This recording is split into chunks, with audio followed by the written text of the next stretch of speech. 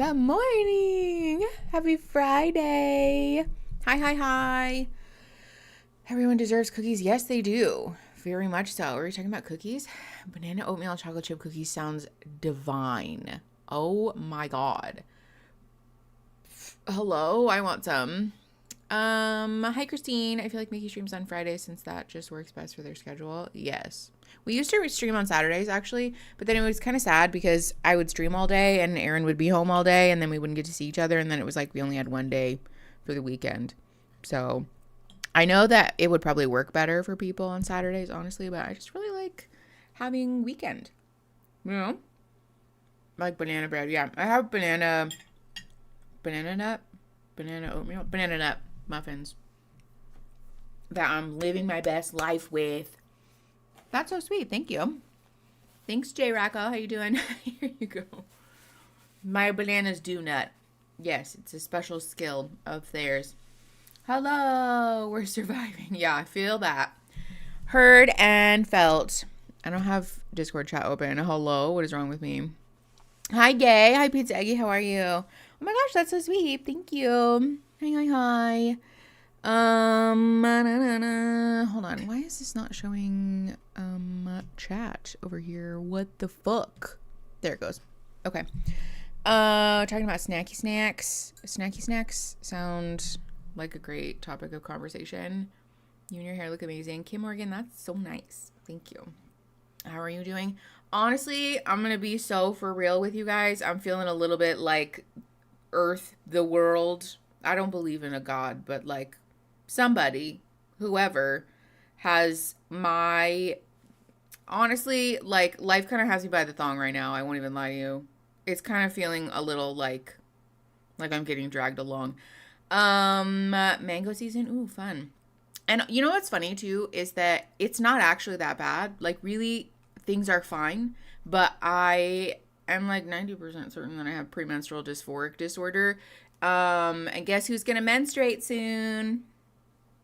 It's me. I can feel it. I can feel it deep in my bones. I'm filled with rage. Filled with more rage than is a normal amount.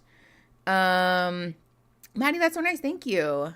I think I'm in love with a nerd. Ooh, love. Highly relatable content. Thank you. I guess we're all just getting dragged along, huh? This is too hot. I keep trying to drink it and it's simply too hot. I need to stop trying to do that because I'm going to burn the fuck out of my mouth. PMDD here too. Actually, did you know there is a surprisingly high crossover between PMDD, autism, ADHD, and connective tissue disorders? And also POTS too, I think. There's like a whole it's very interesting. I'm in love with a nerd cluster. Relatable. That's relatable content. Those nerds gummy clusters. Woo! Those things are so good. I love those things. Have you tried Pepsid? I have. Ooh, I forgot to take it. Oh my God. I'm gonna go get Pepsid real quick. Entertain yourselves. I'll be back in like literally 30 seconds. Hey, puppies.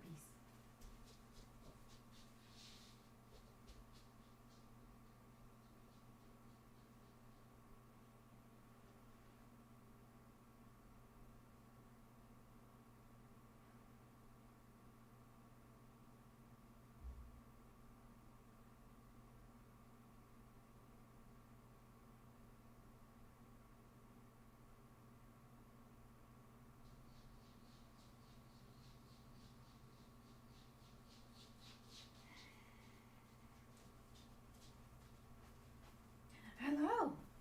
So proud of you. Whew. Running without a bra on should be illegal. Now I'm all sweaty. God damn it. That's the other thing. You guys, I'm pretty sure my body's fucked up because I be having hot flashes just like randomly for no reason. Now, obviously, I'm just warm because I was running, but if I start getting sweaty and warm and red, we're not going to talk about it unless I complain about it, obviously.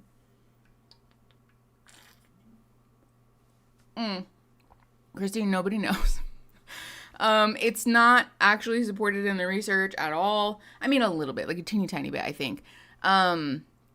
More so it's anecdotal data than anything. But truly, it's so confusing. Maybe it's placebo. I don't know. It might be.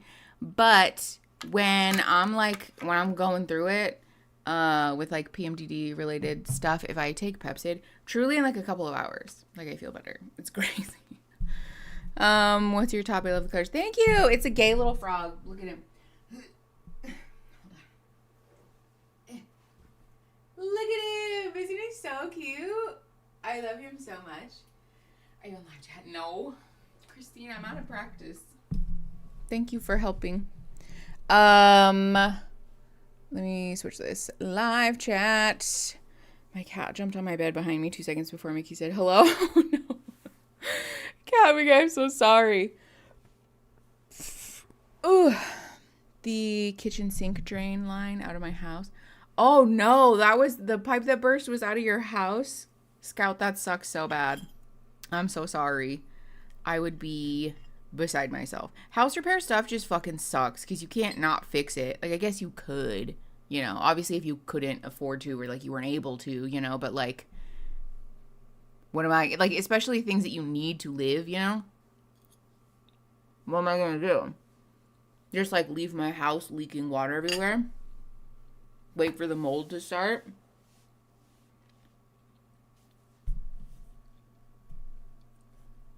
It sucks though. It's a fucking bummer.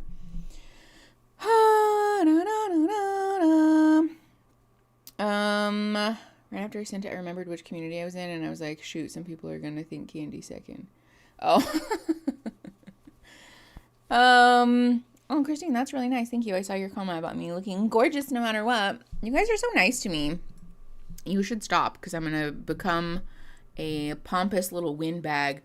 The combo was Pepsid and Allegra to address both H1 and H2 blockers. I don't know what that means. Kim Morgan. Feel free to elaborate, but I truly have no idea. To be clear, this is not me endorsing or telling you guys, go take this. I'm not a doctor. I, least of all, am sort of like mental health related doctor. I don't have the credentials to prescribe medication. This is not me telling you to go do this. It is genuinely just anecdotal data. I heard on the internet some people were taking it. And I was like, the risk of taking essentially like heartburn medication is fairly low. So let me try it. And it is fine. In fact, it's great. So, something about histamines? Interesting. You're so nice to us. I try to be. Speaking of which, we need updates. We've got... what do they call it? Housekeeping stuff. Yes, speaking of tattoos, Kat McKay. So, I have not forgotten about all the streams that you guys won during Love is Blind. I actually have a list. I'm looking at it over there. I did not forget, and we are going to work our way through those. However, updates. One of the things that you guys won during the Love is Blind charity extravaganza was a live stream of how to build a sex room. And I went and like previewed some, because I have already watched it obviously, but I couldn't really remember what the show was like. So I was like, let me just double check this. Y'all, that shit is raunchy, like inappropriate. Like YouTube will flag that for sure. And YouTube does not play about like sexually gratifying content and all of those things. If it has even like a whiff of that, you can get your channel taken down, deleted. It's like, it's a very fine line that we walk, and I feel that I already am on borrowed time with the sponsorships that we do on this channel. So, unfortunately, that one's going to be a Discord exclusive. There is just no way around it. We're going to have to watch that in a Discord stream, because I'm not playing games with my channel over that. So we'll watch that in Discord. Those of you that are in YouTube, I am very sorry. I do want it to be available to you all. But that's not happening. So yeah, we'll be doing a Discord exclusive. Of all people to go mad with power, I feel like humanity would be safest with Mickey above all others. That's very nice. But I mean, I do have biases and things, to be fair.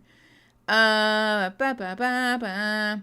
Hey, KV, you've been a member for 25 months. Thank you so much. I got fired an hour and a half ago. Oh my God. KV, I'm so sorry. That's some bullshit. Ooh, I would be so mad. Big love to you. If I could fix that somehow, I would, but obviously that's not something that I can do. So, sending you all of the best, finding a better job than that fuck ass place vibes that a human is able to muster. Because what the fuck, dude? Ooh.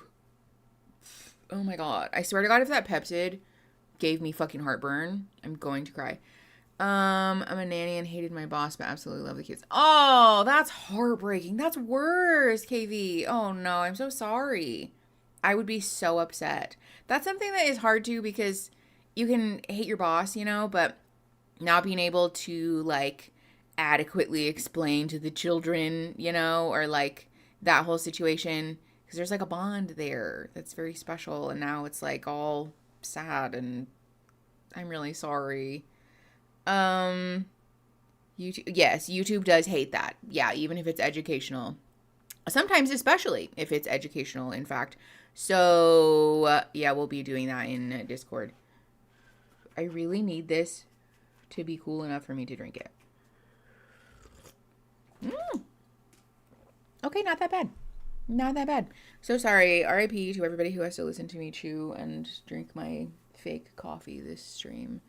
I should really stop fucking with my hair. Leave it alone. I'm going to leave it alone. It's fine. Shout out to everyone whose back currently hurts. Oh, Natalie, you've been a member for 37 months. That's wild, dude. Wild. Thank you for being a member. And also, yes, shout out to those of us who are currently experiencing back pain. Have you guys ever aerated a lawn? Have you guys ever done that or like seen that?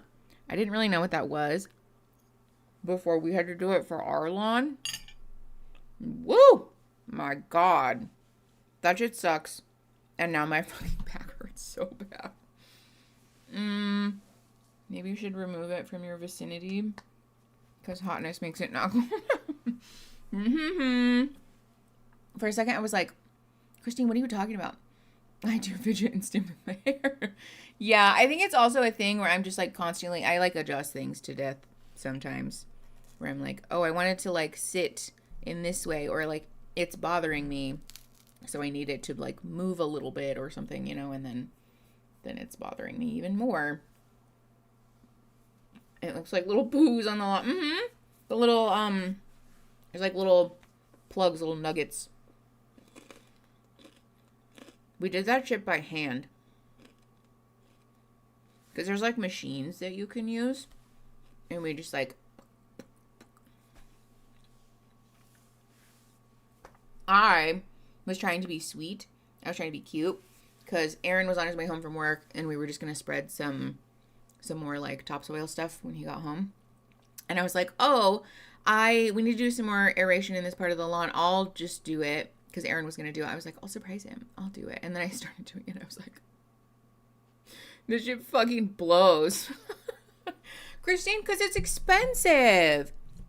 Because the machines are expensive. And obviously, I'm not going to buy one, because, like, where am I going to put that?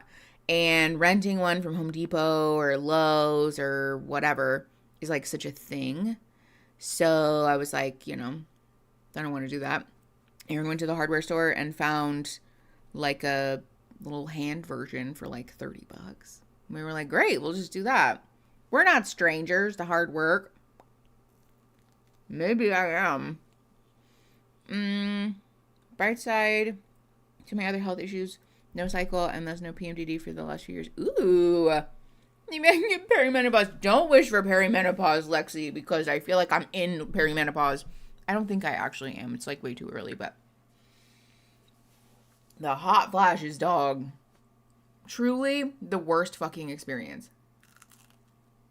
If you know or love somebody who is in perimenopause or menopause, be nice to them. Because what the fuck? Christine. That's so real of you. I love that. I thought that I wasn't, and then I tried to do that, and I was literally sweating bullets. I look like I jumped in the pool. Oh my God, speaking of which, I went for a run yesterday, you guys. And my little weather app was like, it's due to start raining in like 25 minutes. And I was like, I can beat that. I'm just going to go for a quick, I wanted to do like a pacer run to just see, like, I was going to send it, run as fast as I could for a mile to just get like a beat on where my fastest pace is at. And first of all, I was sore from aerating the lawn.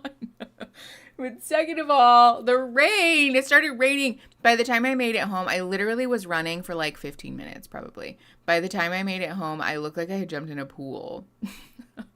The people that were driving by while I was running in the rain were like, girl, what's wrong with you? Which, like, hello? What do you want me to do? I can't like teleport home. If I'm out while it's raining, I gotta run home. Weather apps are liars. They definitely are. I should have known better. But yeah, as it were.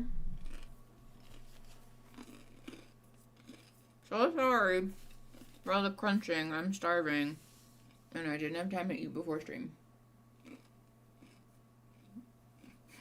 People driving by are like, what's wrong with her? Why is she running in the rain like that?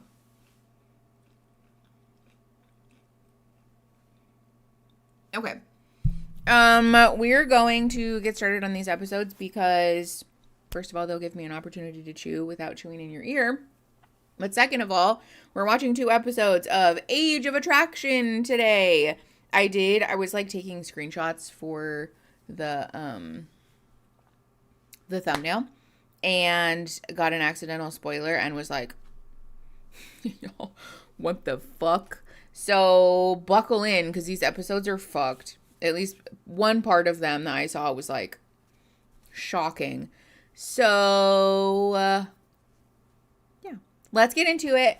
If you're new here and you don't know, we watch these shows with an overlay because if it doesn't have one, it gets taken down. And watching it without the overlay is something you can do in our private Discord server if you are a member at the $5 and above level here on YouTube or on Patreon. There will never be replays without the overlay, however, so if you want to watch it some other time when it's not live, it'll have to be on YouTube only. Don't forget to subscribe and join the channel and stuff, guys, because that would be really nice. That would feel nice to me. So, okay. Buffalo pretzel chips with pimento cheese dip. Ooh. You know, what is it with everybody fucking pimento cheese in the South? I don't understand. I don't get it. I don't understand it. It's not something that makes sense to me. But everybody seems to really like it. So I guess it can't be that bad. I don't know. It's not really like bad. It's not something that I dislike necessarily. It's just, I don't get it. I also do not understand pimento cheese. Okay. Fair enough. All right. That's all sorted and settled. We've got that. Okay. Let's get into it, shall we? We're watching episode 5, and it's muted because of all the fuck-ass music. Beautiful. Googling what a pimento Oh, is. thanks. Honestly, I don't know what one is, so please report back. Great. What about you? I woke up in the middle of the night freezing and had to grab my own blanket because someone took all the blankets. I told you if that happens, you just have to steal it back. I know, but you just look so peaceful sleeping. Thanks, that's so nice. You were snoring. No, I wasn't. You're lying. No, you weren't.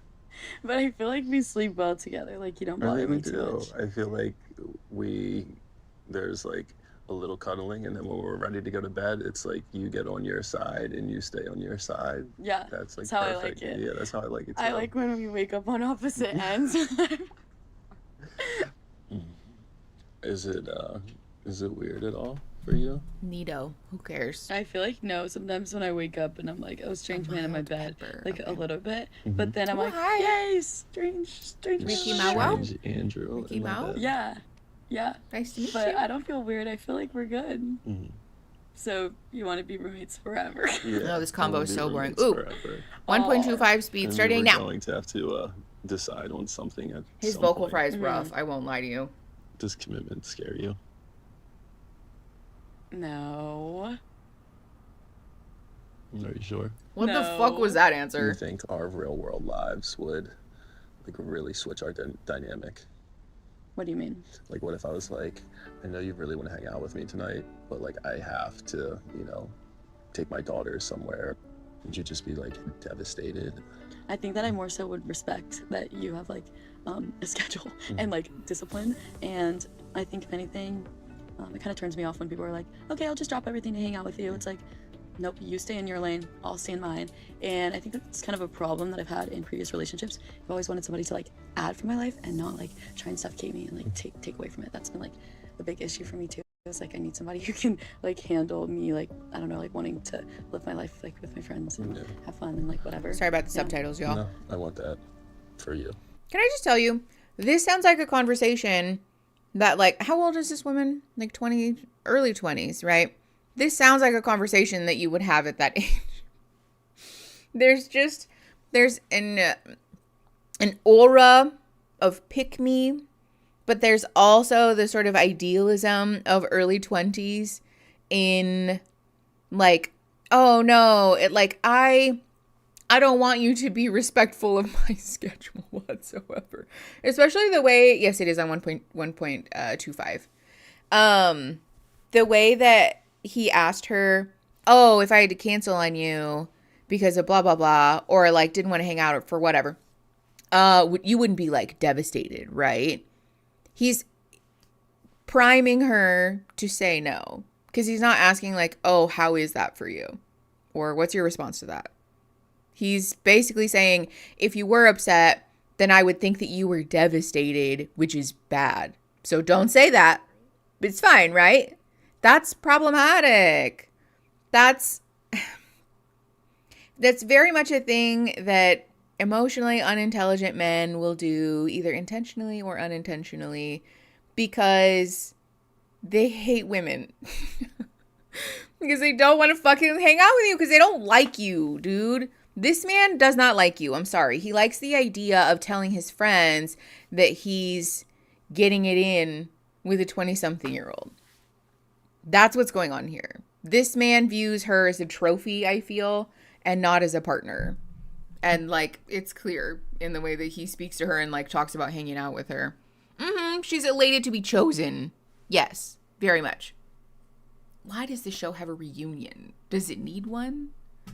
This ought to be good. Nice. Go live your life still. Have fun. Yeah, Just don't forget 1.25 about speed. me. Never that. I'm enjoying what we have right now. I'm waking up to you. Yeah. I feel like, well, this is probably the nicest thing I'll ever say to you. Oh But, my God. like, the more I get to know you, the more I like you more. Which is probably, like, unexpected. You have been more affectionate. Is it? I like it. I like that side You like of it, you. or does it not I freak you out? No, feel it's that that's definitely how it a should be. nice side to see of you. Go me. There's so much more to you, Elizabeth. Don't say my legal name. Wow. That's so cute. Also that he used her legal name on camera and then they aired it. Nice. Good one, everybody. From October 2nd. Perfect, thank you. You wanted an oyster shooter, right? An oyster shooter? Is that one of the drinks? I say we go for it. Sure. Yeah. Just because they're an aphrodisiac? Yeah. Don't need the help, I guess. I I don't know. guess not. Yeah. Seems like you had a bunch last night. Oh, God. We're in for a treat then, huh? Well, yeah, after yeah, you don't need any. One oyster down. Oh dear God.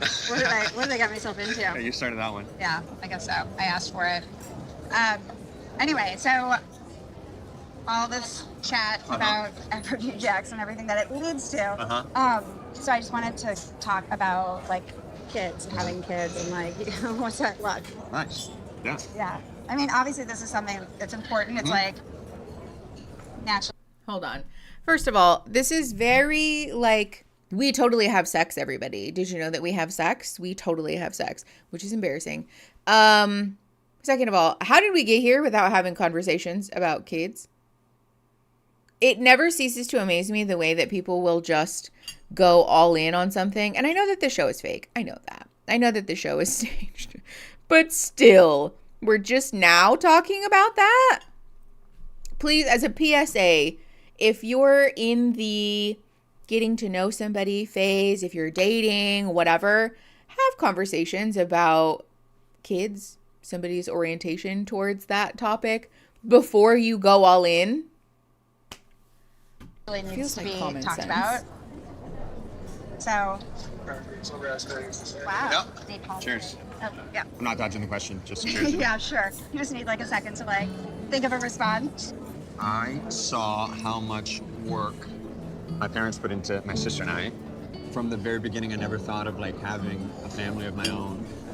And it was never something I thought of like, oh, I want to teach my son baseball. I want to teach, my daughter this or that. So at this stage in my life, if someone comes up to me and asks me if I want kids, I kind of tell them no. That's not something I have the time for right now, the emotional capabilities for. Right. Will that change? I don't know. It's obviously like a huge part of life. You may want to do it in 10, you may want to have kids in 10 years or whatever. That ship's sailed for me. Because if I did even get pregnant, that would be unhealthy. I've thought about this kind of a situation, obviously since I met you and everything, like what... Do we know how old she is? I don't remember. For what it's worth, the fertility cliff thing, that's a lie. I don't want to speak to this woman's fertility specifically because I don't know, right? But just for what it's worth, people can have children later in life. Obviously, the risk of medical complications and things like that, I'm sure, goes up. But the inherent misogyny in your damaged goods, or sorry for burping, I was trying so hard not to, or like not good or not worthy or not like a worthwhile partner because you're XYZ number of years old, and so you can't have children or could never, it's gonna be super unhealthy or whatever, that's a product of misogyny. Beating around the bush when he clearly is a no. I mean, I don't know that I hate his answer necessarily. I feel like that's a fair thing to say. Do we remember how old he is? If I remember correctly, he's like late 20s, early 30s, right? I feel that that's like a fair, 29. I feel that that's a fair answer at that age, because there's still, again, like plenty of time for somebody to decide, oh, I want to have kids or whatever. And so if he's not fully certain, I think that's valid, I thought she had kids. She does, but they're like adult children. J. Racco, that you're the $5 Snod type. All hail Snod. To be clear, we're not actually a church. This is not a cult. It's simply a joke. But thank you very much for the $5. All the same. Okay. Let's keep going. What if you said, like, yes, I want to have kids? Like, what would that mean for me? And how would that be, like, worked around? That's a fair question, I feel. Obviously, like, adoption or, like, surrogacy. I don't really want kids, and that's my answer today. Do I think that's going to be my answer in 10 years? I do, because I like my peace. Yeah. Do you want to hear something absolutely insane? Something else absolutely insane? Like that in a regular situation, like I just met you, knew your age right away. And like say I just met you like at a family event or like some sort of party. And like I would probably want to pick you up with my daughter. Oh God. You guys need to be together, but sorry, Lauren.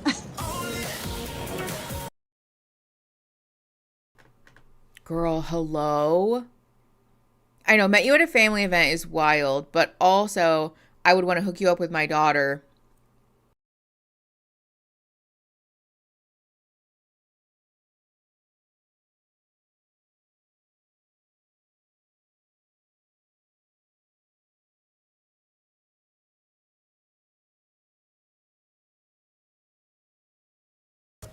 Your dad and you were taking care of him at one point. Yeah. Now, what's that like? Is he like self-sufficient? Like I know he had a hard time. That was 10 years ago. Like, oh, sorry, like YouTube. Pops is doing well. Like he's healthy. He's definitely self-sufficient.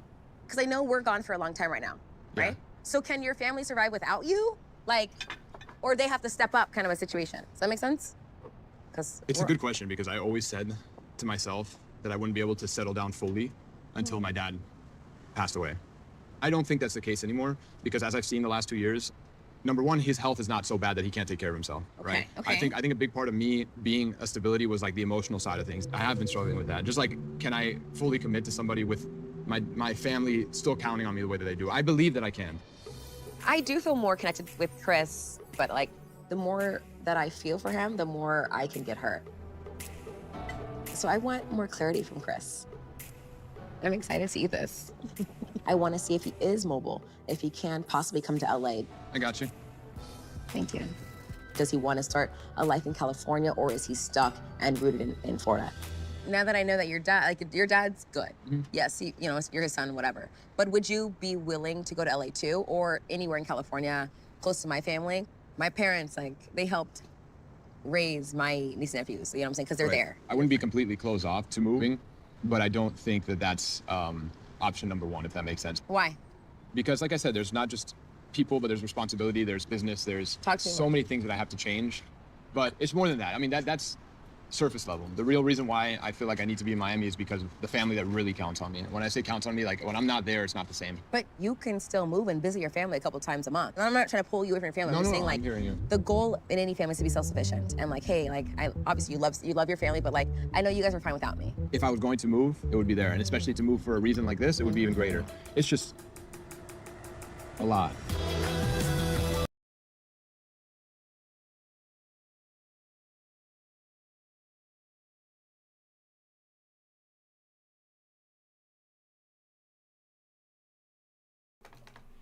Okay, listen. Yes, why can't she move? I think that's a very valid question, because if she's kind of pushing his buttons, then, I think that question is sort of necessary.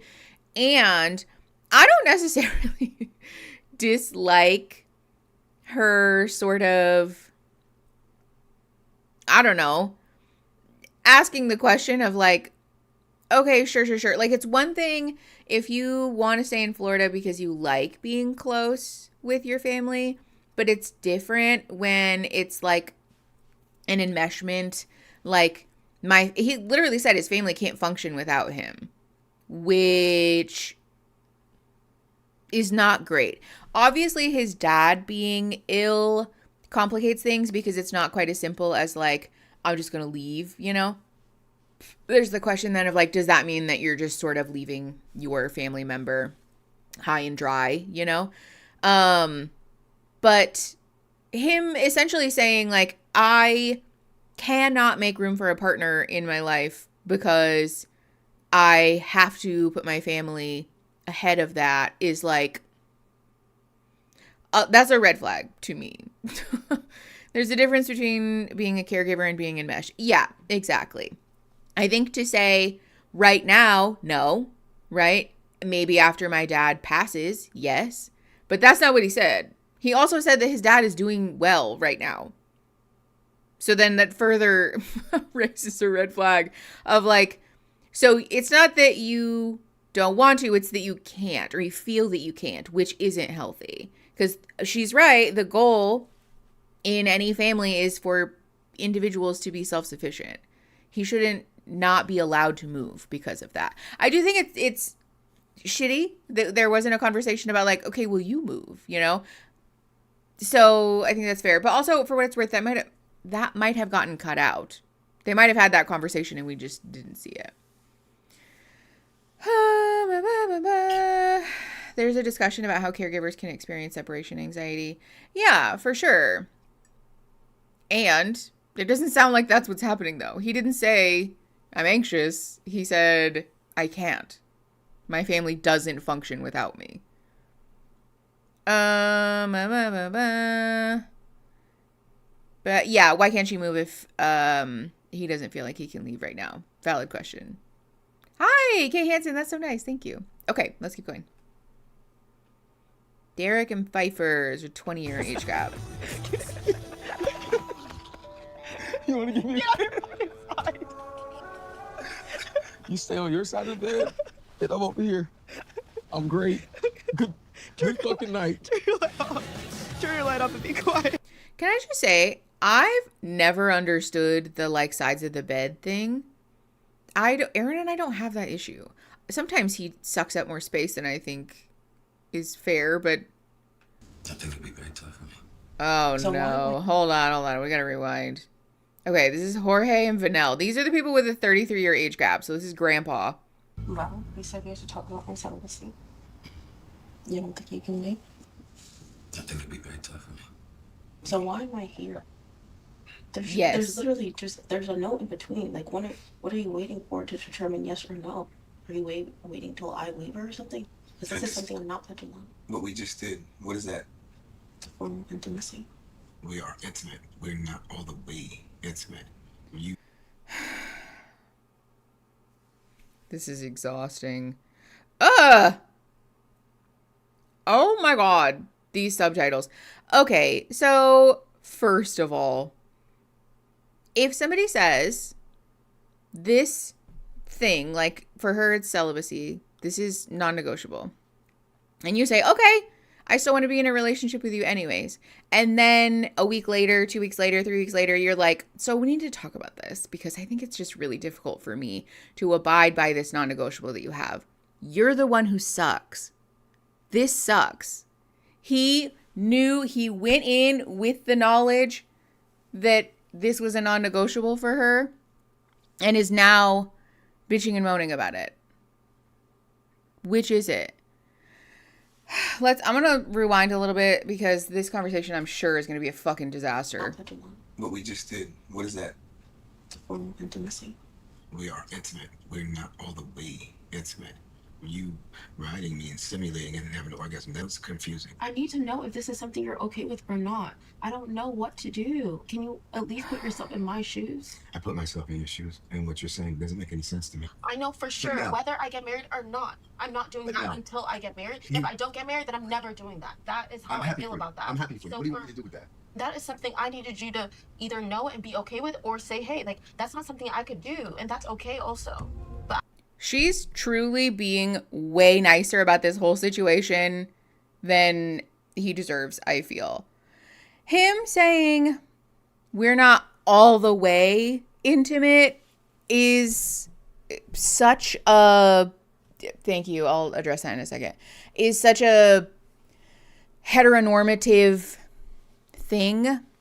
There is a very important conversation here, I think, about the definition of sex or intercourse, right? Celibacy even, because him saying we're not all the way intimate is essentially saying you are receiving pleasure from a sexual encounter, but I'm not, because we're not having real sex.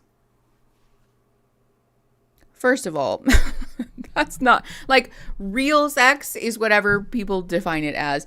But second of all, the sour grapes of it all is childish, which is crazy for somebody who's like 60 something. Also, apparently there's a trigger warning for coercive sex type of stuff. Like, he's trying to coerce her, I think, is probably what's happening. So, fair warning, if that's a button for you, take care of yourself. I understand that this might be confusing for him, but we can have this conversation about, like, hey, so you said that celibacy was important to you, but then we are having a type of sex, and I'm not sure where the line is. Help me understand. That's, like, I think a very informed and healthy conversation, and actually probably a good one, because a lot of people assume when they hear celibacy that we're not engaging in any type of sexually intimate behavior. And so for somebody to say, I'm fine with oral sex or mutual masturbation, or basically like sex acts that don't include a penis inside of a vagina, that might be confusing for someone, right? So clarifying those boundaries, having an explicit conversation about where our comfortability is, that's very important. What's not okay, though, is saying, well, I'm confused, and so therefore you're holding out on me. Like, she was pretty clear just then, too, that, like, I'm not doing that, which I think the subtext, she is not having penetrative intercourse until she's married. That's very fair. And she said, if you're okay with that, great. But if you're not okay with that, that's okay. Also, this is just not a good match. Those are two very clear and valid choices, and I have a sneaking suspicion that he's not going to take that. I hate people who treat them not understanding something as them being inherently wrong. Like, because you don't understand something doesn't mean that the thing is the problem. You're not omniscient.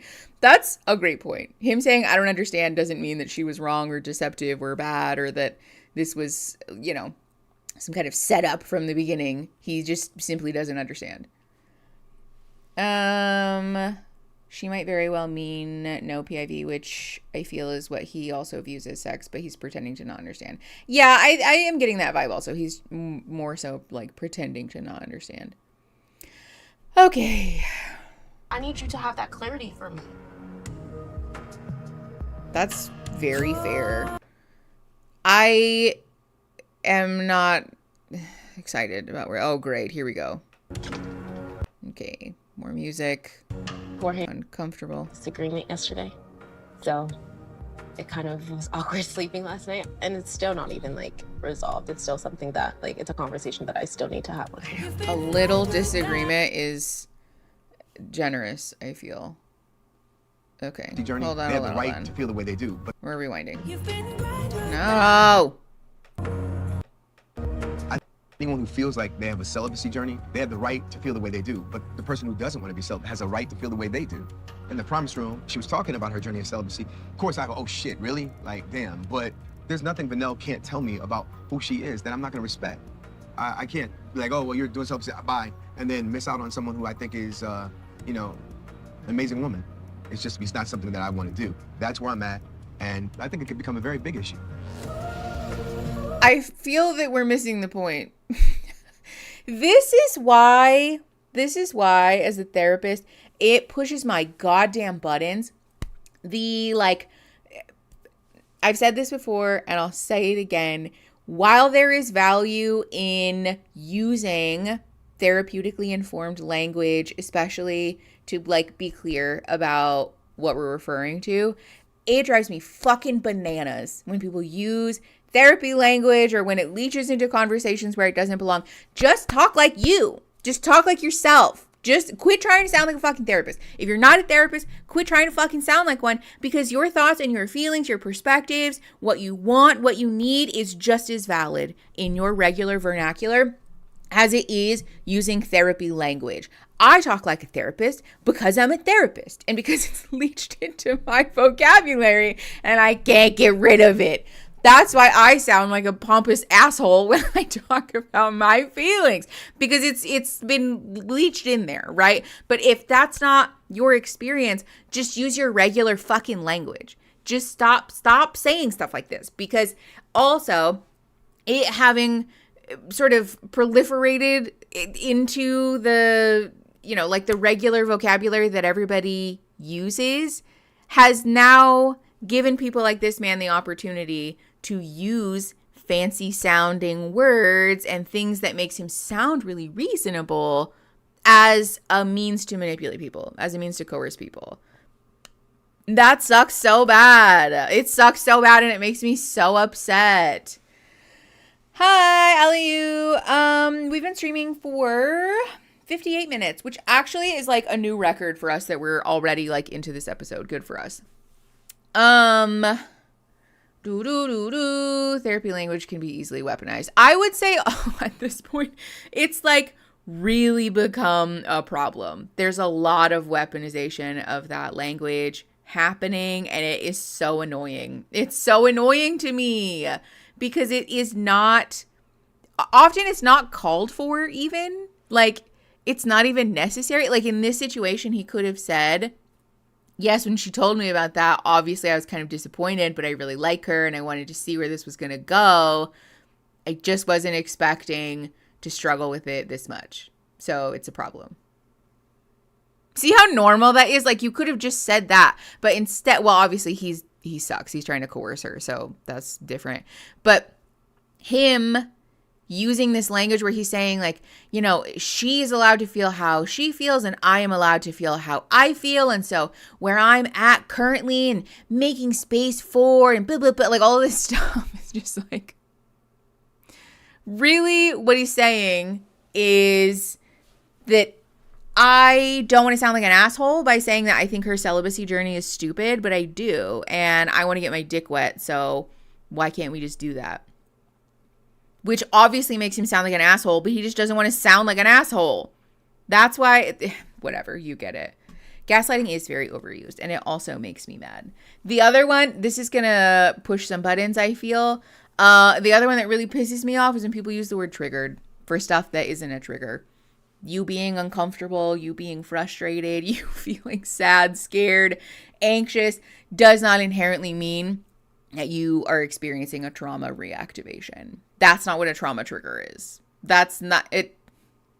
And we use that as an excuse to censor other people. And it really, really pisses me off. It does. Because you guys, not you guys, obviously, but people are diluting the gravity of what is actually a very serious thing. So much so that, like, now it's just anything. It's just anything. I'm triggered. And like, no, that's not. A trauma reactivation is a very scary and intense and serious thing that should be treated with a lot of gravity and with a lot of respect. But we're just out here calling it anything, huh? Just, it pushes my buttons. 5 years later, the entire bed is always bunnies. I just get used to it. Isn't that funny how a cat or a dog or like one of your pets seems to suck up all of the space in the bed, even though they're widow? Oh, people, yeah, when people use intrusive thoughts for things that are not intrusive thoughts, yeah. People with OCD or like OCD type disorders experience intrusive thoughts that are fucking awful.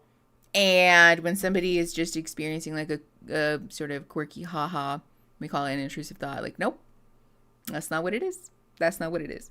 Okay, anyways, let's keep going. No, with the music, thank you. I really do see him as my person, but this was Hello? like my number one like non-negotiable. In the past, I have been wavering about this, and I'm no longer willing to do that. So, if we can't get on the same page about it, then I would have to walk away. Good for you. But also, how can he be your person if he's trying to coerce you into violating your number one non-negotiable? Like, people who love you don't do that. Okay, more music. We're just at the pool. Oh, that's popping. Yeah, looks good and sparkly. Look good today. Thanks. Look good every day. Swear. You look good every day. Thank you. I hate these little in-between segments. This platter or this platter? Yeah. It's good optics. Good optics. You like that word? Optics. Somebody taught me that word. Oh. This really cute guy I met. Oh, yeah? Yeah, he taught me what that word means. Yeah. You look good today. Thank you, sir. Did anybody tell you look good? Optics? Thank Are you. we ordering food based on what people will think of us ordering the food? Strong. It tastes good. So, I think things have been going well Hi, with Echelon. us, but I think with you just saying we're roommates or Yeah. questioning that, and Yeah. so I don't know if that's just insecurities or things that are coming up as we're kind of moving Like me through this being together. insecure? Just about me, Okay. like anything that I'm doing, Yeah. And that's the thing, we started off pretty rocky, Yeah. Yeah. and I think, without having that, fun, playful chemistry and building a just, friendship, that banter, that thing that you want when the spark does disappear, because every relationship that, disappears over time, that's not going to just last forever, right? Do you feel like you have a spark for me? Yeah, absolutely. Okay. Here's the thing. For those of us that are interested in sex or that type of intimacy, we'll experience ebbs and flows, certainly. People might go through long periods of time where they're not interested in sexual intimacy. People might, at some point in their life, say, I'm all good. That's curtains for me. That's totally fair, valid, human, common, even. However, for like a 20-something, 30-something to say, oh, well, we need to be friends because eventually, old people don't fuck, right? Holy ageism. Yes, they do. In fact, the rates of sexually transmitted infections are often highest in the elderly population because those folks don't have concerns about unwanted pregnancies. So that, Christine Jinx. So unprotected sex is fairly common, meaning that folks end up with STIs. Jinx. So, as a PSA, clearly none of you need it, because you guys, we did a jinx in both YouTube and Discord chat. Yes, it's important to be best friends. Yes, it's important to like your partner outside of sexual intimacy, if that's even something that matters to you. And the attitude that like, oh, well, we'll eventually stop having sex because clearly old people could never have a sex drive. Wrong. Incorrect. Do you not see it? Yeah, but it's just funny because me being older, like I think I'm gonna find somebody 20 years younger than me and he's just gonna be like a firecracker. Like to me, it's almost like I was thinking like I'm gonna have this like great fling while I'm here. I was about to say. Also kind of feel changes though. You ask me these things, it's like, are we just roommates? Do you just want this 2 weeks? But is that, like, are you projecting? Because that's how it seems like so far. No, I don't want to be roommates. I wanted to have like so much fun, like it like fireworks, like 4th of July. Yeah, so you wanted a fling? And I'm getting want? like Memorial Day. Memorial Day's fun. So she wanted to date a younger man because she had this image of constant, intense sex, which, first of all, feels sort of dehumanizing. But second of all, begs the question about why we're doing this in the first place. It's feeling a little bit like we're targeting these younger men because you're feeling unfulfilled in your sex life with men that are your age. Like, ugh. Yeah, this got super uncomfortable all of a sudden.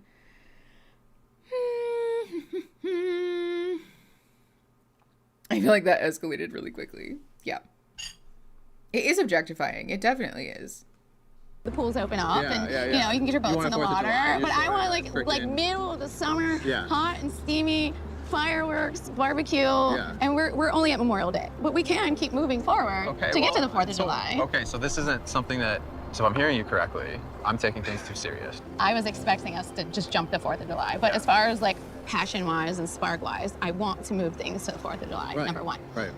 Separately, aside from that, when I'm talking to you, I feel like I'm walking on eggshells because I feel like there's just some conversations you don't want to have. Maybe I'm overstepping. Maybe I think I'm just trying to be helpful. And I don't want to mother you at all. I was about to say, I mean, there's oftentimes like you're telling me what to do over and over and over again. And that's not, like do you see me as somebody that's, you know, as your equal, or do you see me as somebody who is lesser because you're older than I am? Not at all. I see you. And how's that? Yeah. Like, how do you think that makes me feel when I'm constantly being told, you know, what to do? Yeah, I know. Talk about projection. Jesus. It is clear that this man is insecure because he is being pretty intense right now about, well, how do you think that makes me feel? You're constantly telling me that I'm wrong, doing all this stuff. Like, this man, I think, is she the one who has more money than him? That she's, like, more financially successful than him or something? Is that what this couple, is that, like, a thing? I don't remember who's who. But it does feel a little bit like he's intimidated by her success. Hey, Joe, thank you for the 20 memberships. Kay Hansen, Dog Mom for Life, Cherry Garcia. Ooh, sick username. Look at all of you guys. Welcome to the McNugs. Thanks, Joe, for adding more McNugs to our little community of weirdos. I keep accidentally burping, and you guys, I'm so sorry. I can't help it. Paula VS, Caroline Gibson, Napalm Sunday. It's a wild username. Welcome. Thank you again, Joe. You're so sweet. My sex life's all like the 4th of July. Big drain of my taxpayer money and scares my pets. Oh my God. Does that mean it's bad for the environment also? Yeah, big ups to Joe. Thank you so much. Okay, let's keep going. This ought to be good. I'm not trying to say it to like, I'm just like a go-getter. Like you obviously see me, and I get up in the morning. I appreciate I'm like, that. go. You know, do I tell you what to do? I'm trying to bring you on board to like your plan. So do you like the idea of me? Do you like me? I like you. Okay. I like you.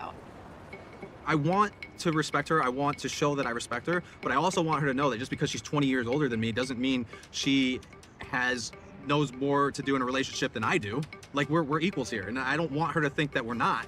You know, I feel like I've given her space to be herself, but I feel like she's also kind of dominated that space. And today was the first day where it's like, okay, let's nip this in the butt. Like I don't feel like you're treating me as your equal, and that's why we had the conversation we had at dinner.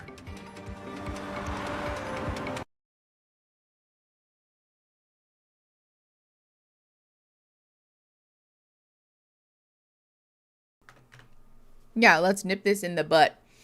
I think this is one of those situations where it's like an everybody sucks here thing, because he seems violently insecure about the fact that she is more successful than him and that she's older than him. She seems insecure about him not finding her sexually attractive and about being partnered with somebody that she perceives as not a go-getter like she is.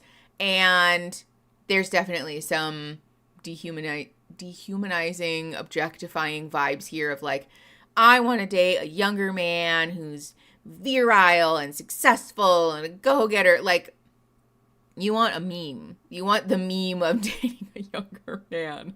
You don't want to date this younger man. You just want to date your fantasy version of a younger man, which is not a thing.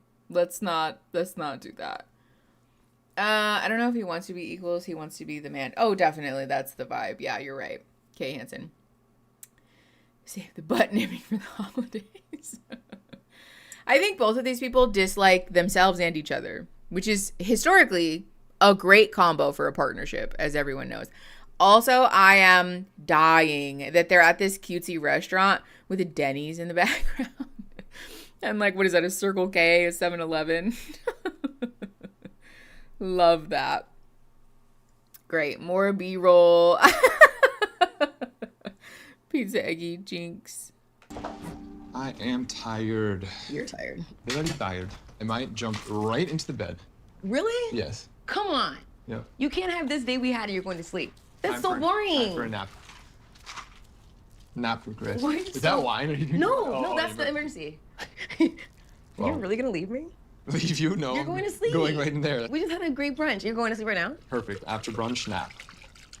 No, honestly, That's not how life you know that I works. never nap. I actually never nap, but I also usually sleep like a normal human being.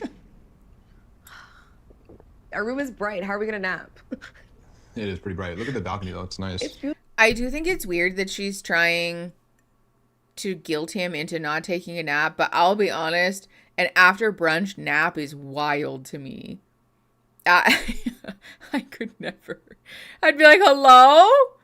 I'm finally geared up. I finally dragged my ass out of bed and I'm like rolling now and you want to go back to sleep.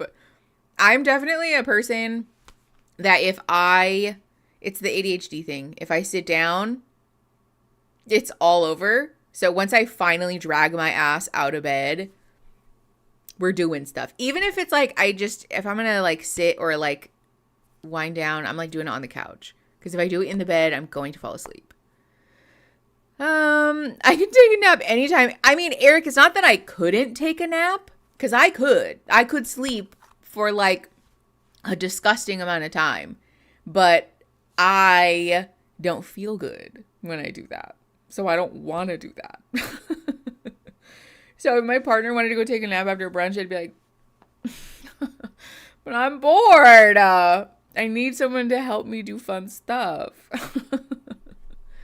If I eat too much, I need to be horizontal for physical comfort. Really? I am the opposite.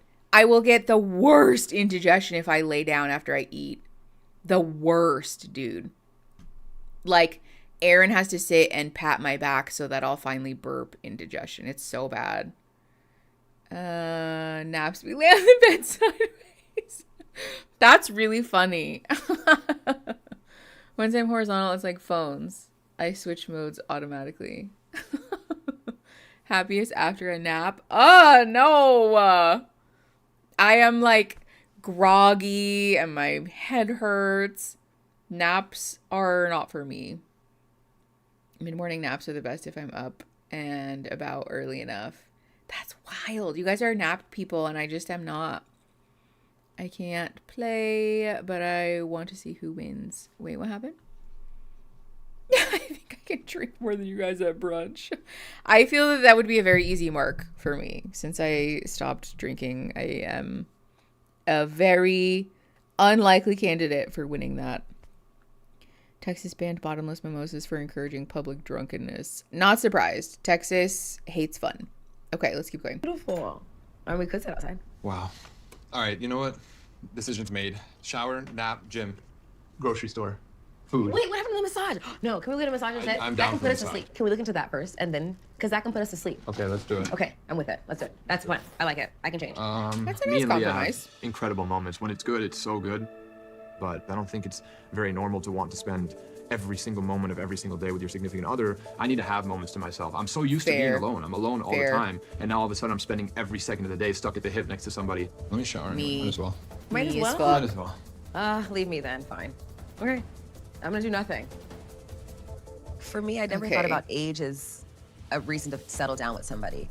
Him taking a shower and her being like, fine, leave me. Girl, let the man shower. He wants to be clean. Yeah, never mind. Like I said, I am not a nap person, but I do think the way that she's going about this is a little weird. I would fly out of there so fast. Yeah, I am a solitary creature and I just enjoy having space to myself. I would struggle with this a lot. Look, my face. Look, it's happening. It's happening. We're hot flashing, you guys. I'm literally about to get so sweaty. I hate it. Ugh.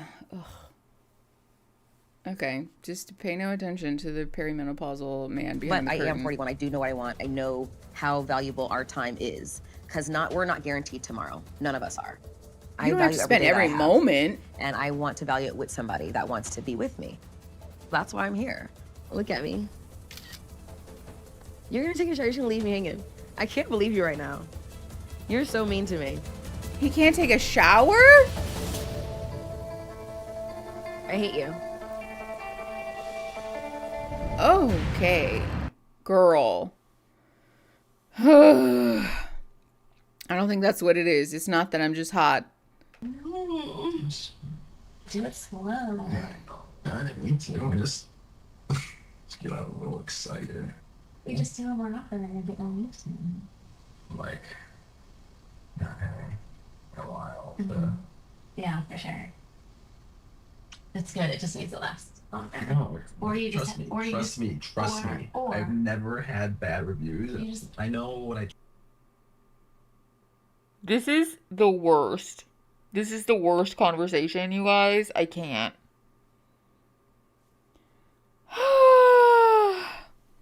Yeah, the never had bad reviews thing. Just because nobody's bothered to leave a review doesn't mean that it's bad. It's not bad. But also knowing what we know, these are the people that she was trying to onboard him. And he was like, I'm the man. That's this couple that she was like, what about 4th of July? Apparently the fireworks. The fireworks exploded before we got liftoff, I guess. Trust me. No, wait. Women are ovens and men are blowtorches. So a girl needs like warmed up first. I know. Trust me. I know. So I'm not. First of all, what in the gender essentialism? But second of all, she's talking to him like she's a child, or he's a child. She's talking to him like she's giving her teenager the talk for the first time. Like, this analogy is painful. But also, yeah, this is like orgasm gap personified. This is rough. yeah, this is uncomfortable. This is terrible. Can we also talk about the Big Brother thing that's happening here? Netflix, like, recording this conversation and then airing it? Hello? What other audio do they have? That's awful. Awful. I got my oven removed. Thanks for flexing on us, Christine. I know. No one is an oven or a blowtorch because we're people. And also, sex, sexuality, our own individual perspectives and approaches and familiarities with those topics is as varied as human beings are from one to the next. Human sexuality is complex. It's not to say that there's not something worth discussing as far as the orgasm gap is concerned, etc., etc. But that isn't, it's not because people can be boiled down into one of two groups, right? It's also, like, relevant, I feel, to point out the fact that a lot of the orgasm gap has to do with the misogynistic ideals that permeate our societal expectations about sex. You know, I want to be an oven and a blowtorch, but the government says no. Okay. You do know? Okay. Okay. Wow. I don't think she is teasing. We're gonna grow. She said, "Don't worry, little tyke. I'll teach you." Hello? Good God. Just debating what color nails I'm getting. Teresa and I have a 4 o'clock manicure. Okay. She's going with red, and You're gonna go with red too? I might twin with her. Okay, thank you. Hey, are we feeling like a bad bitch today? Maybe not because I haven't reaffirmed it, but we can do it. Okay. I am a bad bitch. Say it. I am a bad bitch. I am the baddest bitch. I am the baddest bitch. Everyone is obsessed with me. Libby is obsessed with me. Period. Period. Okay. Whatever.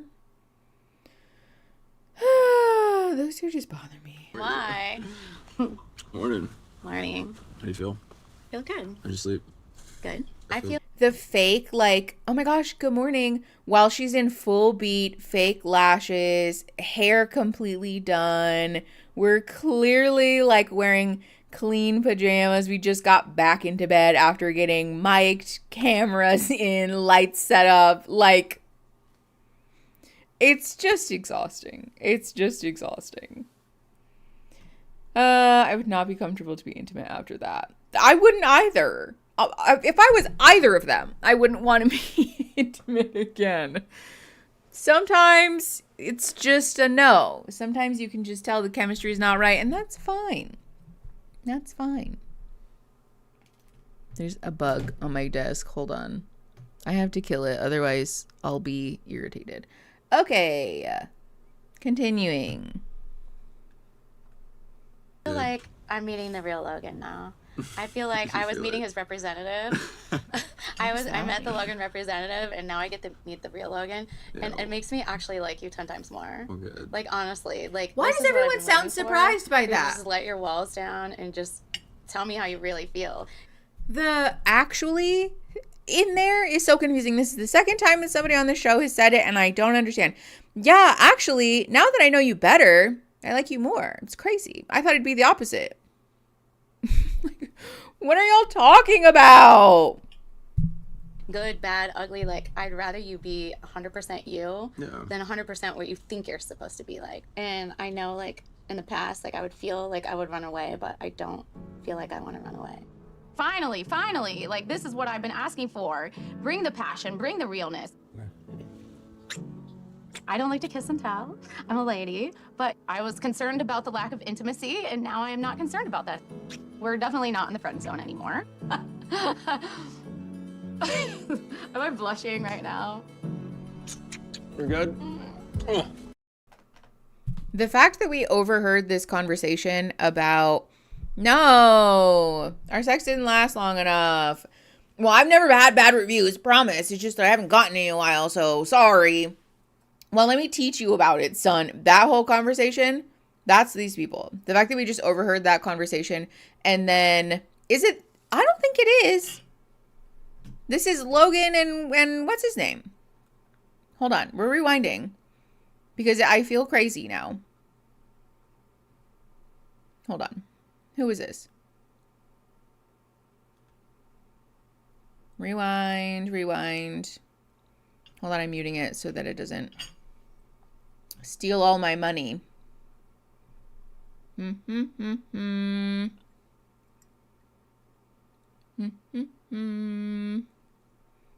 and Vanessa. Yeah. Hold on, we're rewinding.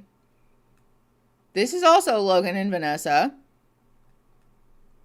And then this creepy overnight cam is also Logan and Vanessa. Look. Hold on. Yes, it is. Y'all are making me feel like I'm losing it. I am not. Mirala. Where's the overlay? Logan and Vanessa. Yes, it is. Is this a conspiratory attempt to make me feel cuckoo bananas? I could have sworn they were different couples. Okay, thank you. I was right. I always mix the men up, and this time I didn't. It's because I know what she looks like. Yeah, chat mixes the men up. Okay, as I was saying, the fact that we overheard that conversation, and then she's sitting there going, oh my gosh, we're totally having the best sex ever. Lies. Lying liar who lies. You sit on a throne of lies. Jorge is still here. I know. Bummer. All right, is the overlay back on? Okay, let's keep going. No music. Thank you. I wish that Jorge would just leave this woman alone. Oh my God. Hold on. Look at this. Look at this face. No. Hold on. Let me show you this man's facial expression. Look. Pure contempt. Pure contempt. This man hates her.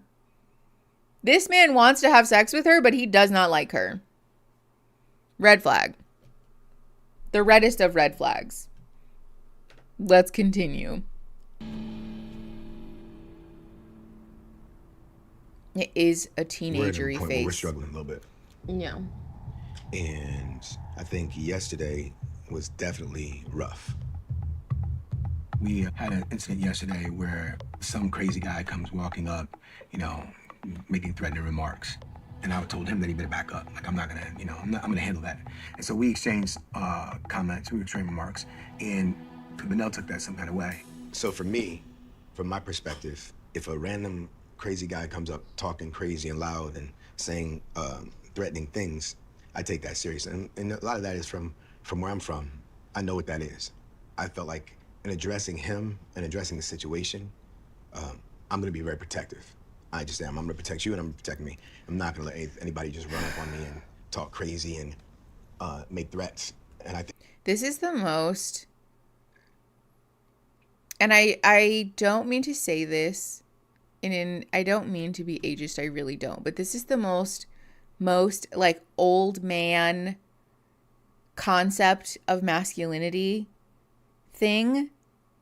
It is. It's a very boomer thing. If I don't threaten physical violence in retaliation for somebody violating my space, being too loud, asking to do good, blah, blah, blah, blah, blah, then obviously I'm not a man. Masculinity doesn't boil down to physical violence, first of all. Also, the idea that it's one partner's job to be masculine, protective, loud in a relationship is inherently misogynistic.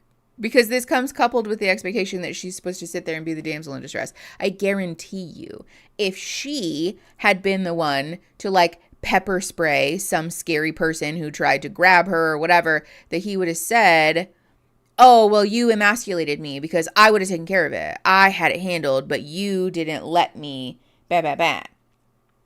This man needs for his role to be physical violence. Except that that's not healthy, nor is it like a necessary part of a relationship. We can do without that. There are plenty of people who have functioning, happy relationships without that, sir. Just, I know, as if women don't know how to survive in public. As if this woman was just like adrift. Just a little flower petal on the wind who just got lucky enough to not get smushed underfoot. But here he is, here to protect her. Yuck. Fucking gross.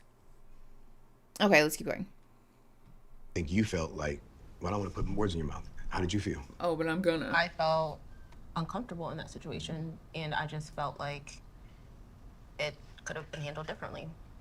Okay. You don't know what it would be like to be a man in that situation. I'm used to dealing with someone on the streets like that. Mm-hmm. And so while you may have thought that it could be handled differently, I felt that that was exactly the way it had to be handled, because there's no way I'm going to let him put you in danger or make a threat like that. I'm just not going to do it. He's essentially saying, if I don't handle this with physical violence, I'm letting you be put in danger. She said, I feel like we could have handled this differently. And he basically said, well, don't you worry your pretty little girly head about it, because I'm the man. You don't know what it's like to be a man. And I'm going to be the one who's protecting you, because there's no other way for me to protect you. He literally glossed right over top of her, completely devalued her experience because she's a woman, but also fully ignored the point that she's trying to make, which was that there's another way to handle it. And he said, well, you're not a man. And also, I didn't even hear you that there's another way to handle it, because this is the way. It's almost like he completely fucking missed the point, except that I don't think he missed it. I think he's ignoring her. I do. To neutralize that threat. The second part for me is, if I neutralize that threat? Are we in the fucking FBI now? What is this fucking... Launch the missiles. Neutralize the threat. Fucking RoboCop over here. What the fuck, dude? Neutralize. Oh my God. make a decision, or if I do something like that, I would hope that you would respect and honor my decision, that there it knowing is. that I'm doing, I'm not foolish. I'm gonna do what I think is best. I mean, I feel like you're still not like, I'm not foolish. I'm going to do what I think is best. It's your job to respect and honor that. Meaning, even if I'm wrong, I'm not wrong because I'm the man. And if you don't respect that, you don't respect me. This is why you could not pay me enough money to date somebody who has not socially or cognitively left the, like, happy days era. It's just an uphill battle. I don't understand. I don't understand the appeal. I really don't. This man, yeah, he does also probably listen to Manosphere podcast. I'm sure this is worse, but like listening to me. I'm not saying that like, you know, you thought that like I wasn't having your back. You're not listening to the fact that I said I was uncomfortable in that situation. And in that moment, when you expected me to maybe be like, oh, thank you, or blah, blah, blah, I was still very uncomfortable. Both of you guys going at it, you and that guy, I was uncomfortable with the whole thing. I was uncomfortable with seeing you in that way. Can we also just talk about the fact that in situations like this, especially nowadays, like getting in a screaming match on the street, not worth it. Because it's a crapshoot whether someone's going to actually shoot you or not. Sorry, I'm not doing that. Absolutely fucking not. Like, women are out here getting acid thrown on them, getting piss thrown on them, getting victimized and brutalized in all types of ways. You could not pay me enough money to start a fight on the street. Pass. No, thank you. It's not to say that I don't like enjoy the idea of screaming at somebody when I'm like especially angry or whatever, right? But like I'm not doing that. And if my partner was like, I don't really care about your comfortability because I can't moderate my emotions effectively. So the only way for me to get my frustration out or to feel safe and to make you feel safe is to be violent and actually, in fact, endanger us more. No, sorry, we're not together. This is also classic, like, I have no emotional regulatory processes, like, whatsoever. This man has no coping strategies. I would bet $1 bajillion. This man has no coping strategies for his own dysregulation, and I would also bet you $1 bajillion that her job is to regulate his emotions. I would not be surprised in the slightest if this man has fantasies of the like, hold me back thing, except it's her. It's like her job to like keep him calm, and he keeps her safe and she makes him calm and quieter. Gross. My favorite is when people accidentally send voice memos in the Discord chat. There's no shade at all. We've all done it. I feel it just cracks me up every time I see it. Okay, sorry. Anyways. I was just very uncomfortable. We've already gotten over the whole age thing. We've gotten over our families and our lifestyles and all that stuff. Have we? I think now we're dealing with the real serious day-to-day. Do we align and do we get along? No. Would you agree with that? Yeah. Honestly. So do we? Kind of just very torn. Like, are we gonna like keep staying here to see if we're compatible, or maybe we're just not compatible and we can leave this experience? Like, that one. I'm thinking in my head right now. That one. Mm-hmm. But also, this is not shade at her whatsoever, because I do think that this man whipped her up into a frenzy of like, you know, oh, we're so compatible. I'm everything you're looking for, blah, blah, blah. However, I do feel that we could have seen that he's the type of person to scream at a stranger, to be coercive, to be devaluing, to not listen to you.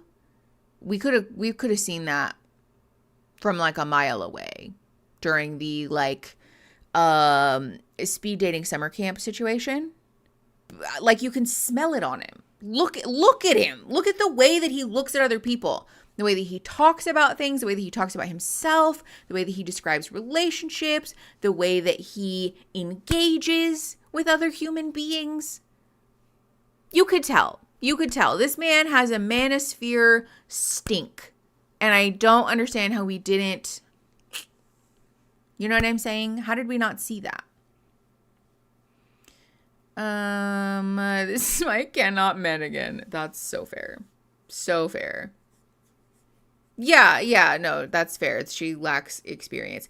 But I mean, at the same time though, like, she's 27, 26.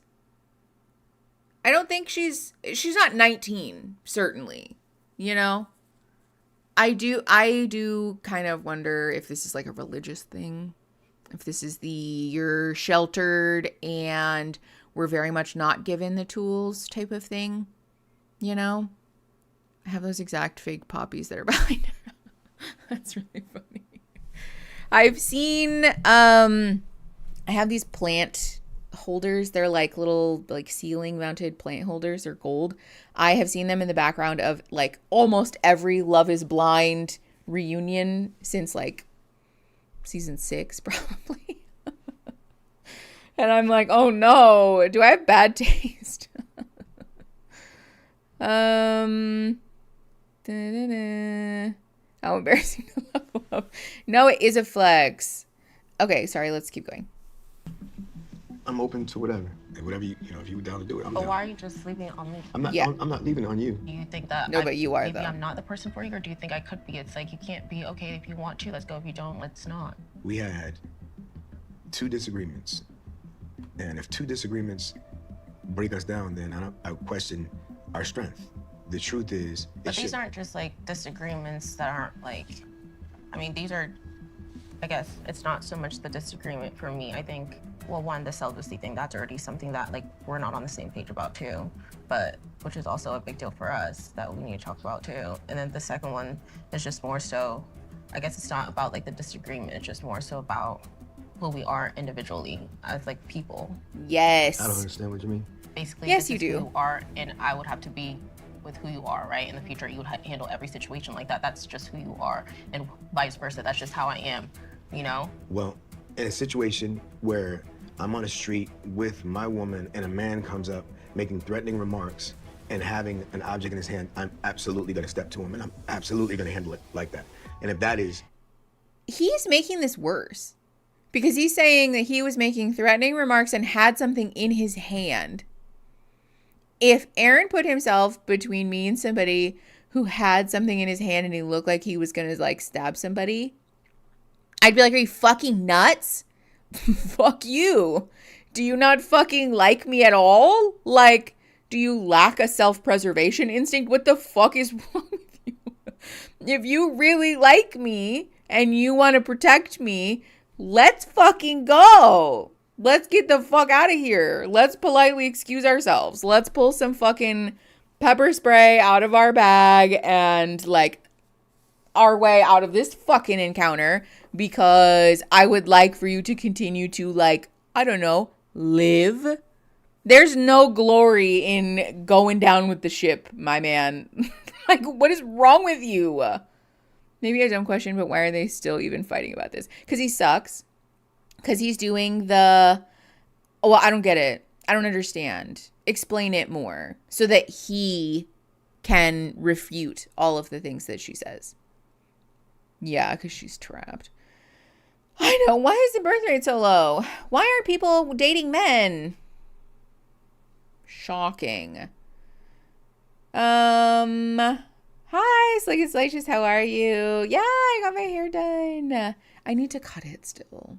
I only got it dyed while I was in Arizona. I need to cut it, but it's fine. Yeah, that my woman thing. Ugh. Yeah, the male loneliness epidemic is a consequence. A logical consequence to bad behavior. Period. The end. End of sentence. Okay, let's keep going. A deal breaker for you, then yes, I totally agree with wherever we go. Like, we could just say, oh, that's not gonna work. For me, on the flip side, while it's not a deal breaker, it is definitely a serious issue that my woman who's gonna be with me backs my play and knows that I'm wise and intelligent enough to handle situations in the correct fashion. They're speaking from... So, from his perspective, if she says, I didn't like that you handled it that way, she's saying you're not wise, I don't respect you, and you're not correct. Basically, he's not open to feedback about his behavior whatsoever, especially if it's related to something that he perceives to be in the masculine lane. She doesn't get to say, I don't like that you did this way, because he's the man, that's my lane, leave me alone. The thing about this that is especially annoying is that it's not true in the reverse. If she said, you know, this is something about raising our children that is a hill I'm going to die on. It's my lane, as much as I disagree with this, but like as the nurturer, as the help me, blah, blah, blah, whatever, that's my role. So you don't get to weigh in on it. He would say, no, I'm the man. I get to. Like, so she doesn't get to question anything is the thing. This is why I don't understand why people sign up for relationships like this and then are like surprised Pikachu when you're married to somebody who's a fucking ghoul. Like, what did you think was going to happen? Obviously, it's not her fault. It's not those people's fault because they're being oppressed, right? Those people lack access to information and support. They're being gaslighted and indoctrinated from the moment that they're born, you know? But especially like what I'm thinking of mostly is like the conservative influencer of it all, you know, the trad wives who get on the internet and are like, I love this, but also I'm kind of frustrated. Like, hello? You're out here preaching the virtues and the internet is like, no. And you're like, actually, I still love it though. Huh?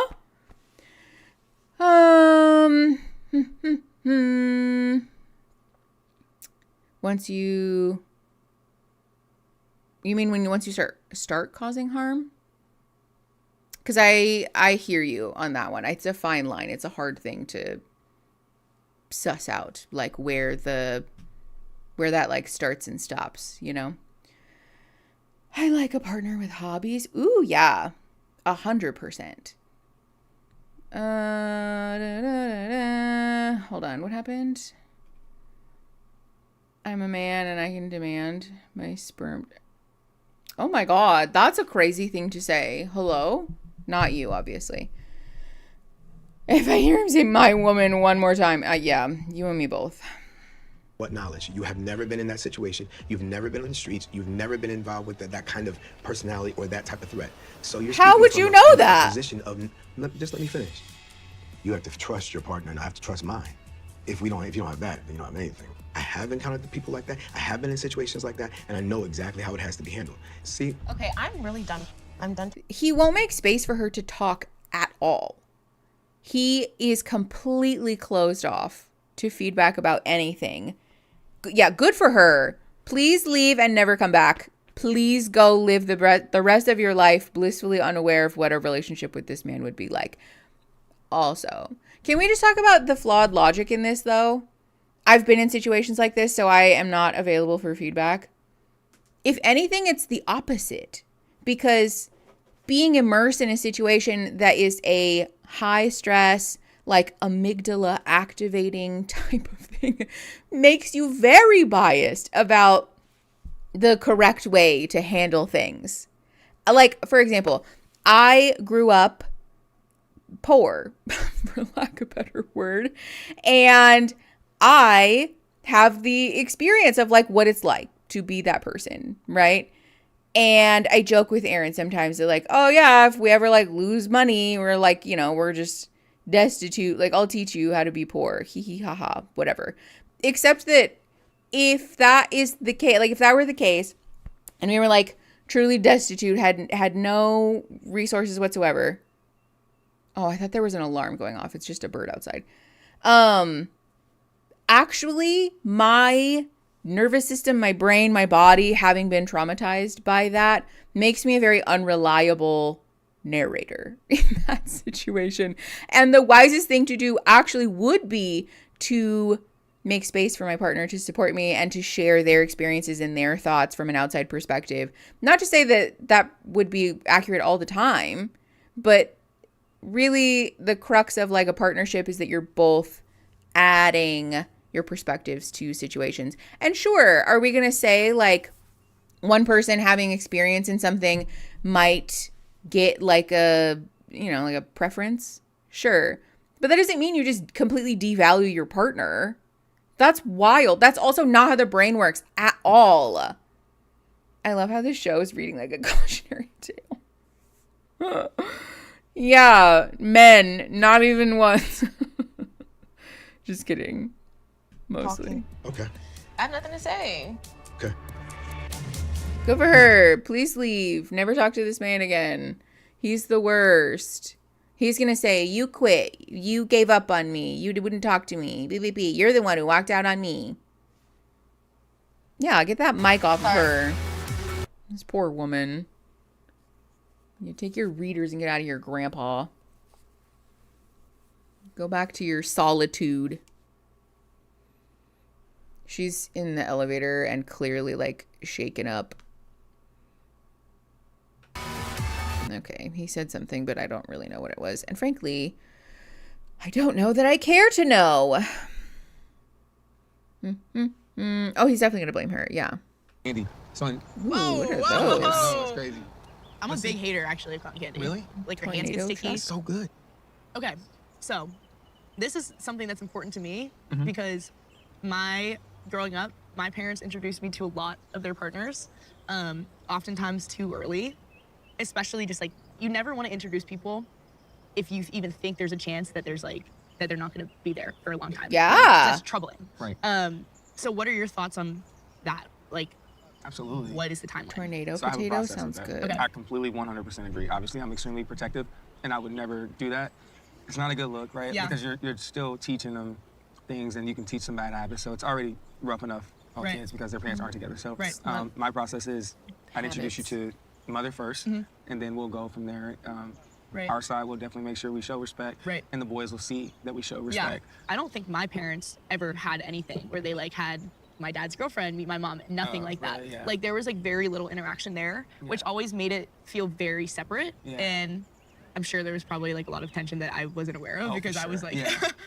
growing up with it, it's like I wouldn't want to repeat like Yeah. mistakes that were made with me Right. with another child. Have you ever thought about yourself being in this situation though? I mean, truthfully, no, not really. Yeah. But then again, I never have assumed I'd be in like a lot of situations in my life. I think when I was don't thinking know, the there's a lot same of thing. challenges in life. Absolutely. Like this is one that I think is a positive challenge because at the end of the day, it's like you're just getting a bigger family, and you're like you get to love somebody like extra. No, I love that outlook on it. So it's like, yeah, I don't know. Yeah, I love that. I wasn't sitting at Does home. it being count like, as "Oh, an I'm gonna age be gap there if one he's day," but- eternal, ladies? No. But you just take what comes, you know? Absolutely. Inquiring Obviously, your vampires sons are, want like, to know. Massive part of your life Absolutely. in Dallas. Yeah. After all of this, once this experience is over, like what are you thinking for for us? Yeah. I would love for you to consider moving to Dallas. Hi, Crackled Pod I was Screen. hoping Welcome to the that you would, because it's live. hard. You know, obviously it's next to impossible Right. for me to even consider moving right now at this time. Yeah. So it would make sense. Absolutely. And I would never I would never even expect that or ask. Like that is such an undertaking. And I also think knowing that you had kids, like I knew early on, it was like you were not in a place to just like up and like move to just around. jump, Yeah. Like I can move. But just like I feel like we need to have a conversation about what that looks like. Yeah, for sure. That makes me happy, for sure. I'm confused about how we landed there. First of all, girl, your tornado potato is getting cold. Second of all, is that shampoo ginger behind them? Because I would definitely cut some of that off and take it home. Thirdly, let me show YouTube. Hold on. Look at that. I'm pretty sure that's shampoo ginger plants. Thirdly, I feel that we have skipped a step between I would never ask you to move and it's okay, I'll move to you. I feel that like long distance would be a perfectly valid option before we do that. Because does that mean you're moving to where he is and you're moving into your own apartment, or are you moving in with him? Moving your life across the country or wherever to move in with somebody when you have no promise that things are going to work out is a wild decision, in my opinion. Excuse. The potato is the most important aspect, clearly. Yeah. I'd be like, sorry, can we have this conversation when I'm done with my potato? Thanks. He ate his. So I would be like, I just need a sec. I don't want to chew on cameras. Let's make polite conversation before I, or while I finish my potato. Okay. Ooh, do we have book recs? No. 420, blaze it. Oh, great. Here she is. Back again to get gaslighted. She's got a Celsius, though, so it's all good.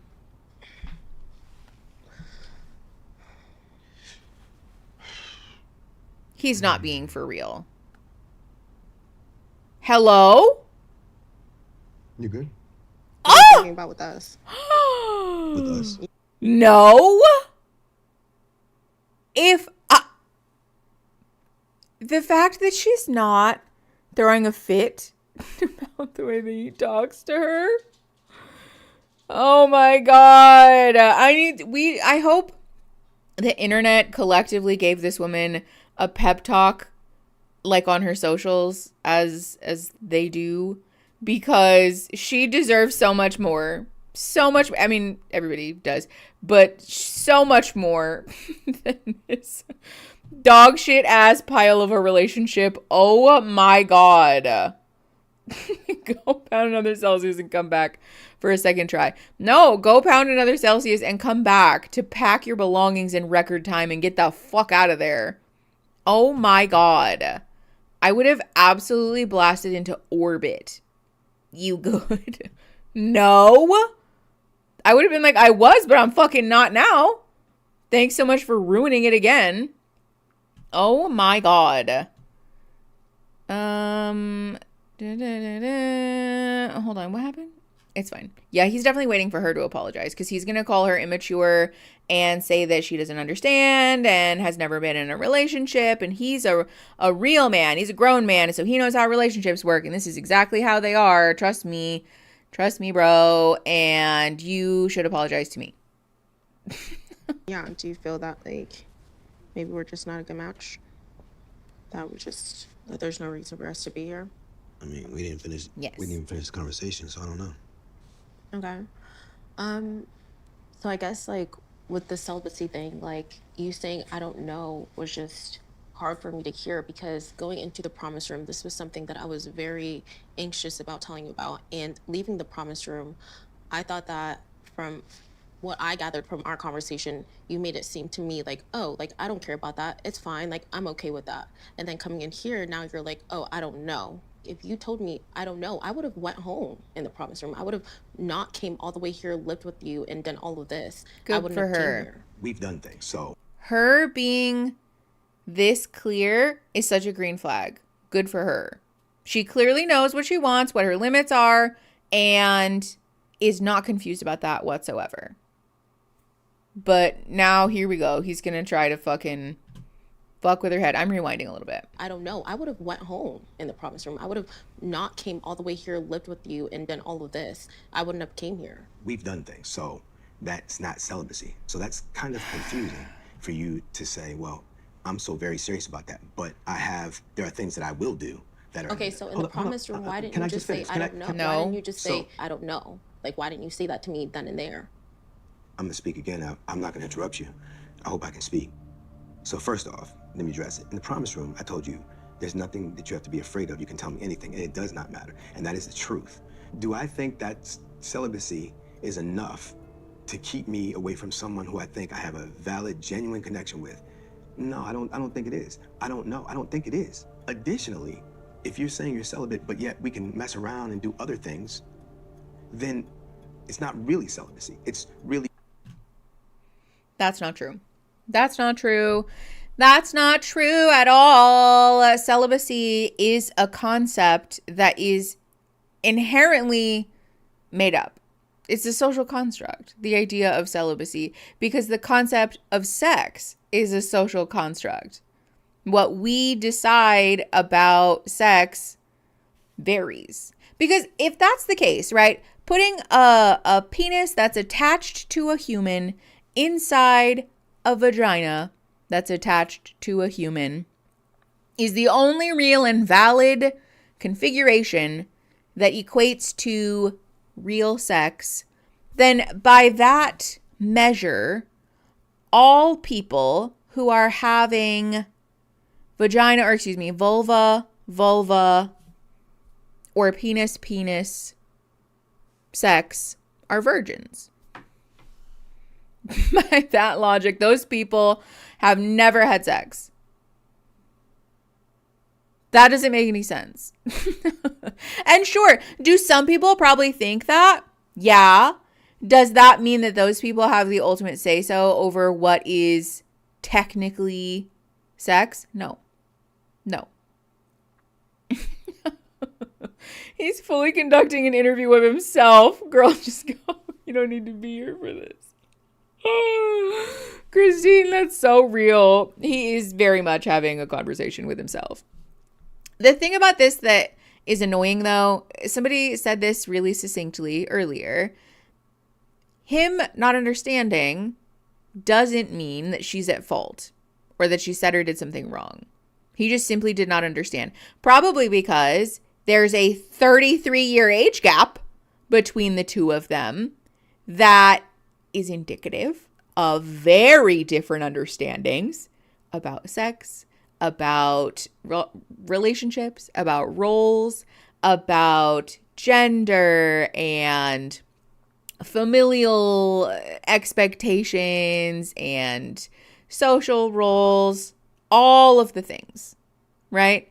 And so just because he didn't understand doesn't give him carte blanche to say you're being deceitful. He can just say, I don't understand. But the fact that he didn't come into this conversation with like a good-natured, like, I'm so sorry, I just don't understand, tells us something. You know what I mean? I won't give up means you can't leave. It's kind of, yeah. Doesn't count. Okay, that's literally why I said it that way, J. Racco. That's literally why I said it that way, because I feel like a lot of people would say no. That if it's a simulated appendage, that it wouldn't count. It's embarrassing that this man is in his 60s. He's just embarrassing, I think, just generally. It's embarrassing that this man is actually trying to lecture her about anything. A version of what you think celibacy is. So then that means, okay, I'm not really saying I want to be celibate. I'm just saying that you're certain, I won't involve myself in intercourse. So if I were to hold you to what you're saying, you could have said in the promise room, well, I want to be celibate in the sense of I won't have intercourse, but I'll do other things. That's not what you said. So what I'm getting at is, and if you look at it, the disagreements, it's not been me violating those principles. It's like you like to dictate circumstances. You like to be in control of them. I'm not a dude that's... No. Wrong. He feels controlled, maybe, because he's not used to a woman drawing a line in the sand and sticking to it. This is very much the equality feels like oppression to people who are used to privilege thing. I think this man has never encountered a relationship where he doesn't get to bulldoze people with no questions.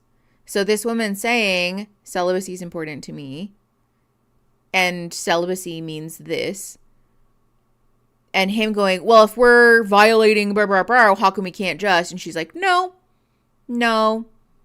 He said, you're controlling me. You like to dictate. No, she does not. And also, frankly, she does get to dictate. Even if that were true, which it's not, she does get to dictate and control her own body, her own safety, her own rules, her own boundaries, her own responses and expectations and willingness to do or not do certain things. Oh, hold on. Aaron's calling me. 1 second, everybody.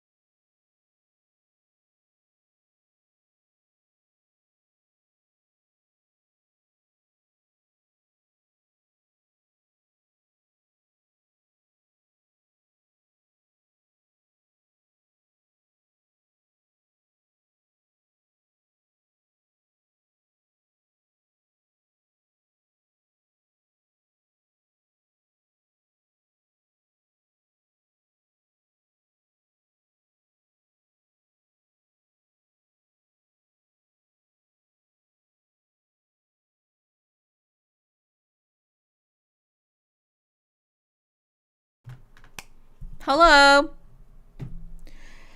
Aaron and I have decided that we're not getting Taco Bell today because the last couple of times that we got it, the Baja Blast that they gave us, low-key kind of tasted like fish tank. And one time the food was like kind of bad, actually, like high-key bad. So, not really into that.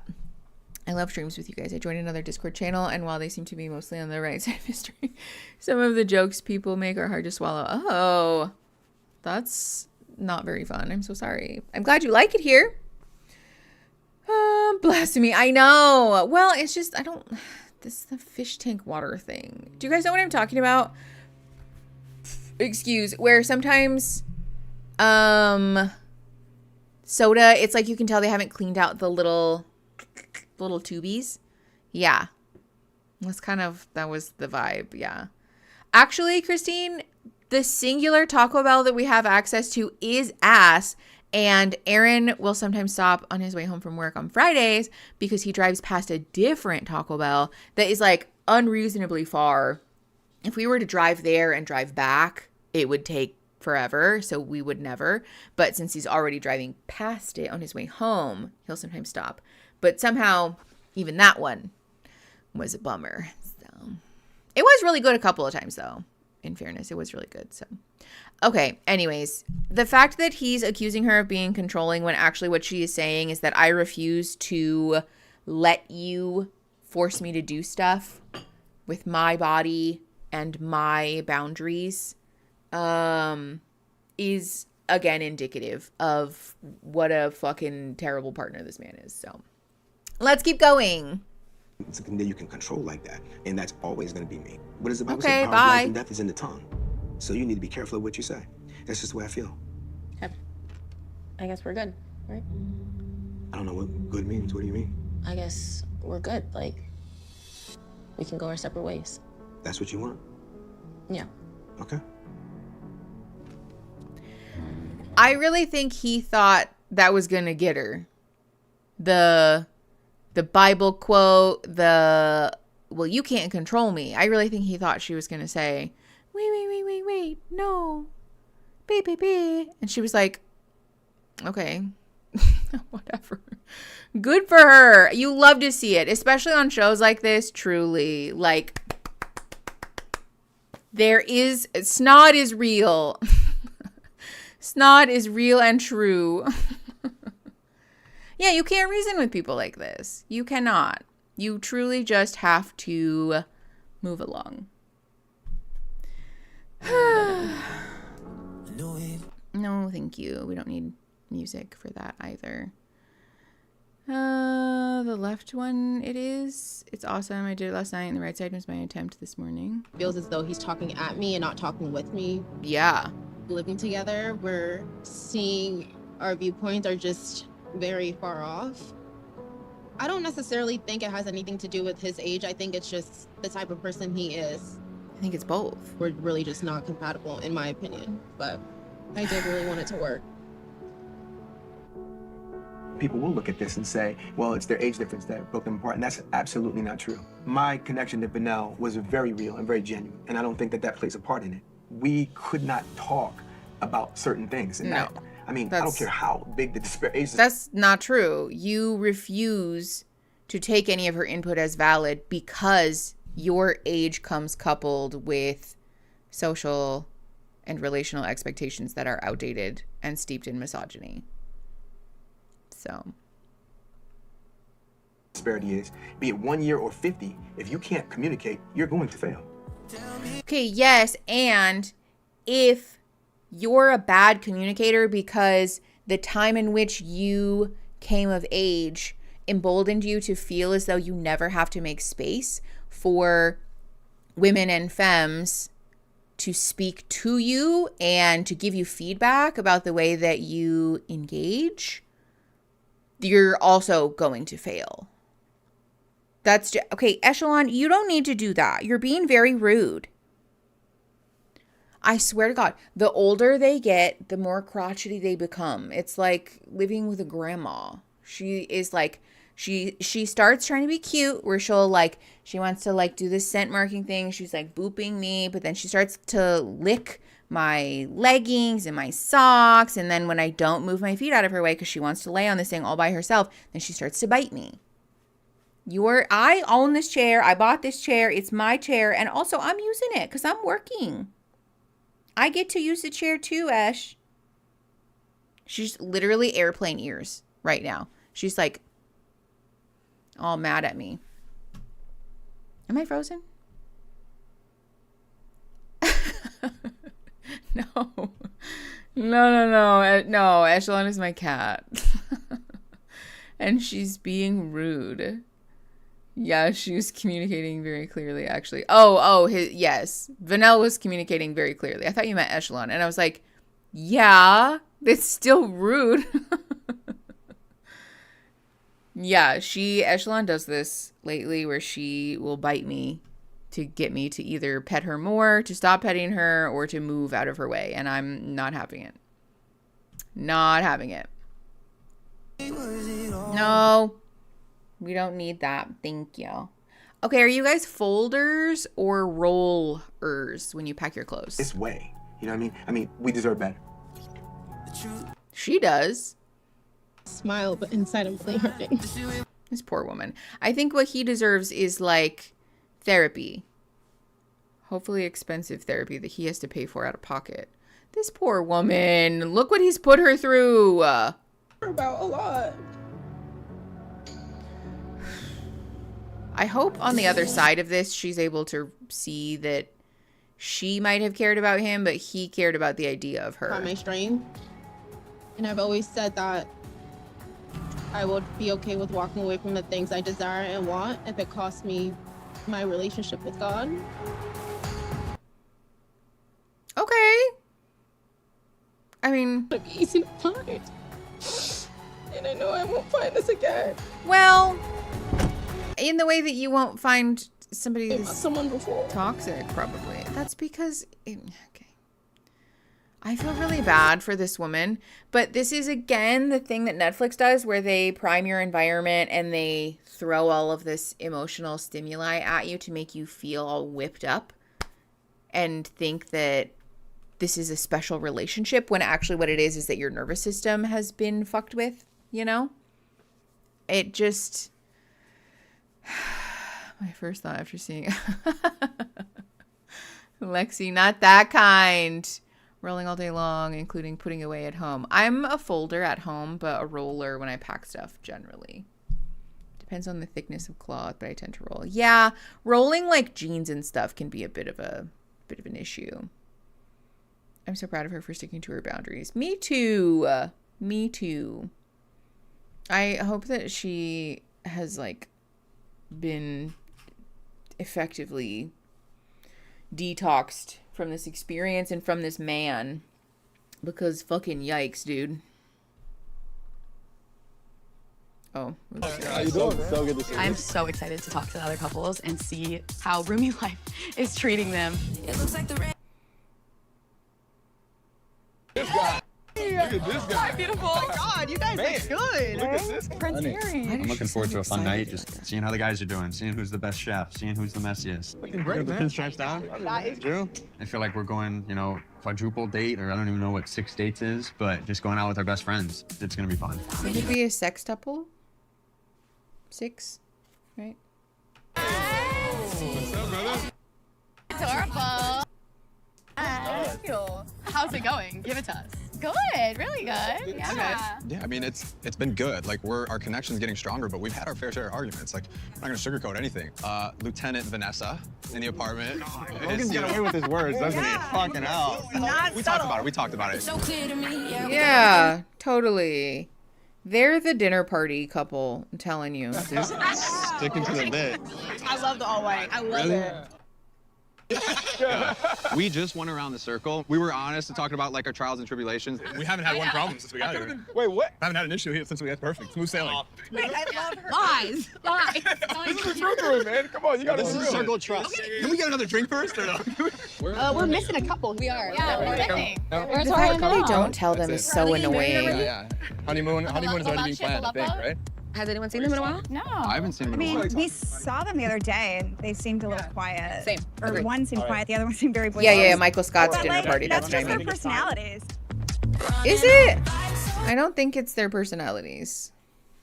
Great, here we go. These fucking chuckle fucks. Looking good, man. Love the sweater. Well, hello, everyone. You all look lovely this evening. Good to see you all. Yeah, it really is great to see y'all. Everyone looks so in love. Good to be seen. Well, I'm sure you've all noticed. Jorge and Vanel are not here tonight. Why does he look Earlier delighted today, about that? They made a really tough decision. They realized they weren't the right match, and they decided to end their relationship. Wow. Good for them. Well, good for her. See that coming. Also, they didn't decide. But look at Vanel all of decided. you. Y'all are still here. You're showing up. You're putting in the work, and that's what it takes to build something real. Work? The insinuation here of like they didn't put in the work and that's why they're not together is also really shady.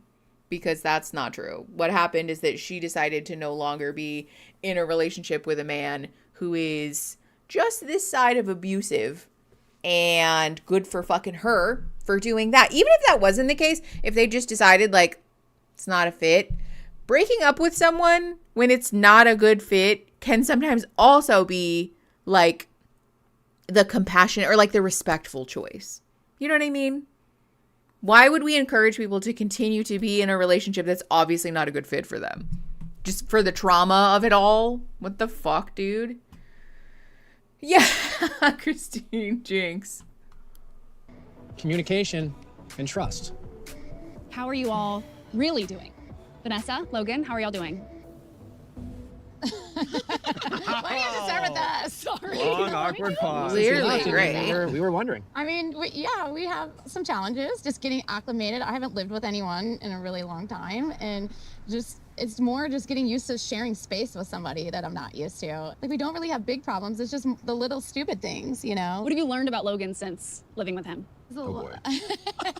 No, that he's a lot different than what people see on the surface. Everyone sees him as like this loud party boy and like, hey, everybody, how you doing? He's actually has a lot of depth and a lot of like sensitivity and character to him. And I think he's very mindful of things. And I don't think he portrays that to everyone else. This process has taught me a lot. Living with her has taught me a lot, and you know, I want to continue moving forward. Wow. Yeah, right. Boy, Logan's growing up. I love it. What a really I love it. deep Teresa, how have you been and feeling? specific I've been feeling feedback. great. I mean, I think John has demonstrated that he does not act like his age, which is why I was attracted to him in the first place. We have gotten along so well. It's been almost too good to be true. I'm like, I want him to fight with me. I'm like, please fight with me. Well, enjoy the peace. You know, 'cause, it'll come. Chris, I'm curious, how has cohabitation been for you? I think it's been hard on both of us. What We've part? never lived with anybody. I've never lived with anybody. She's never lived with But anybody. I can adapt. Yeah. So let's. You don't Okay, feel, I'll speak for you myself. don't feel like Oh, Chris boy. has been able to adapt? Go ahead, Chris. Speak for yourself. Go ahead. It's been harder than I thought. Okay. Oh, boy. Just the living with somebody, being with someone 24/7, and being very, very different in our routines and in our lifestyles and all the above. And I think as well on her end, although maybe she adapted to the living together a little better than I was, I still think it was affecting her. Don't you think? Yes, because like it's hard, like. Because I like cuddling. I like sleeping with like next to someone. But he's different. You know, he runs hot. So like that's like an automatic. This is like a sweat ball, you know? So it's like, you know, so that's different. Yeah. So it's like, all right, I'll see you. I'll be in my corner. You be in your corner. We'll see you in the morning. You know what I mean? So that's different. Well, last time we saw you, it was very giving honeymoon phase. I'm waiting for it back. Do you feel like we're still in the honeymoon phase with you too, or do you feel like things are we're getting 7 real? years in right now. Okay. All right. Oh my God. Oh. Derek and Pfeiffer. Okay. I know y'all hit it off very early in the beginning. Has living together brought y'all closer and closer? I mean, I would absolutely say so. You know, moving in is big, and you don't really expect things to go smoothly. I know I certainly was like, okay, now is the time when things are gonna start coming up. But I mean, it's really been great. It's been amazing. Good. It's awesome to hear. Everyone else just Andrew being and like, Livy, fuck you guys. When you guys revealed each other's age, there seemed to be more hesitation than excitement. Do you feel like living together has brought you closer together? In all honesty, really the only time the age gap has really played a factor has been the dumbest things ever. It's like, what is Hannah Montana? She had no clue who Posh Spice was. I'm like, what? What? She doesn't even know who the Spice Girls are. What? And I'm like, are you kidding me? I relate to that feeling when I met Natalie and I found out how old she was. I was like nervous, you know? I was very self-conscious. But the more I got to know her, I saw a woman who was mature beyond her years, that despite us having those jokes about movies I liked that she had never heard of, I found that we shared a lot of common interests. We had the same perspective on life and also laughing about her lack of pop culture knowledge. I mean, that's spot on, to be honest. So it doesn't make you like question things with Libby. It's just more hilarious like, that I think oh, she's an reminder. idiot. It's a reminder. And that part's the kind of the fun. Him not knowing, like, who Hannah Montana is, right? Those are things that his children know, though. Is that not weird? Does that not freak somebody out to be like, oh, my partner consumes the same type of media that my children did? Like, I don't understand how that wouldn't give somebody pause. Yeah, she's so mature for her age. That would freak me out. I'm sorry. When the hosts are so bad that you miss the Lachey's, at least the Lachey's don't publicly advocate for... Never mind, I'm not going to use the word. Let's keep going. That's I mean, stuff. constantly. They keep us young, Nick. They keep us young. Well, Ew, you started this no. wild ride falling for someone without even knowing their Keeps me age. young is And so you moved in together gross. to find if that spark could handle real life. And so far, you've made it work. But let's be honest, it's been a bit of a bubble. No outside pressure, no outside voices. Well, that And is about to change. 2 of these couples already Starting hate each tomorrow, other's guts. You are getting visitors. Very special ones. People whose opinions matter a lot. Hi, puppy. Oh, God. Your friends, your families. I need another drink. Did we This think is where that things wasn't get gonna real. happen? Didn't Because they nothing preface? challenges a relationship like meeting the people who matter most. Wow. So tonight, soak it in. Have the hard talks and get on the same page. Because it's time to introduce your bold new love story to the people who matter most. Oh my God, I'm so scared. Enjoy the night and good luck. Thanks for that bomb. You're right. Thank you. Thank you. Yeah, made it you work ready for is this? not a good sign. Bring it, I guess. I don't know what else Absolutely not. We're in the mix. Yeah, bring it. This is crazy. Like, let's be honest here. You're not making me feel good. No, I'm not to make you feel bad. I need to know why it's so scary for you to I introduce don't think someone it's to your scary. I family. think it's more just surprise, right? Yeah. I wasn't What's so upset, upsetting but it's like the reality. Why would that not be scary? Why would that not be scary? Everybody is familiar with the trope, I feel, of like bringing somebody home to meet the parents, bringing somebody home to meet your kids, meet your family, meet your siblings, whoever. Why would that be shocking that someone would have that reaction? The amount of insecurity present with these couples is shocking. Like, I The guess it's situation, not, I don't but- introduce anybody because I keep my life separate, and so, you know, that's why it was a shock. It's not anything I'm against. not nobody. Logan's got away with words. I'm glad you think this is funny. I don't think it's funny. I mean, Why do you think I think it's funny? because you're like, Tell me. I don't want to do this. Why did we sign up for this show? What did we think was gonna happen? We've been in this bubble and it's really comfortable and it's really fun and it's great. And that's not reality. Like, my reality is my kids. Yes, and you're dating somebody who is the age of your children. But if we're They're like every fucking thing. I don't want to hurt them. If like my kids are here and they are like, Mom, this is not good. I can't handle it. I don't know if I could move forward with them, which is like heartbreaking to me because I'm already like developing feelings for John. So like, see, but this is the thing though. Like, why would we do this then? Yeah, you put your kids in this position in the first place. You put yourself in this position, especially as the woman who's like the older person in this dynamic. I have very little sympathy for this woman. You made the choice. You knew, like, he did reveal to you how old he was. It's not like you guys revealed your ages after you had already moved in. You know, like, you had the option, that you were given the out by the show and you chose to not take it. So, I don't know. That would be also really hard. It's not that I don't empathize with how difficult that would sorry, be. like I'm not You know? to account, but like, No. they're my priority and what is to come. Like, I just don't even know how to like prepare for this. Yes, why are you here then? Why are we surprised by this happening? They told you, no? Point of view, you know, Nick and Allie said what they said, and I had my reaction, and then you were obviously offended by that. Okay, I said my piece, and then you obviously still weren't having it.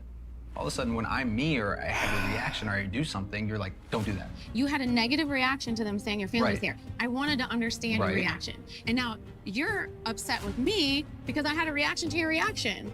the bottom line here is you're afraid to introduce me to your family. I didn't know if it was because of my age. I didn't know if it was because it's a girl, period. You just gave me a generic fucking answer, and now you're turning around and you're trying to blame this on me. Your voice. Fine.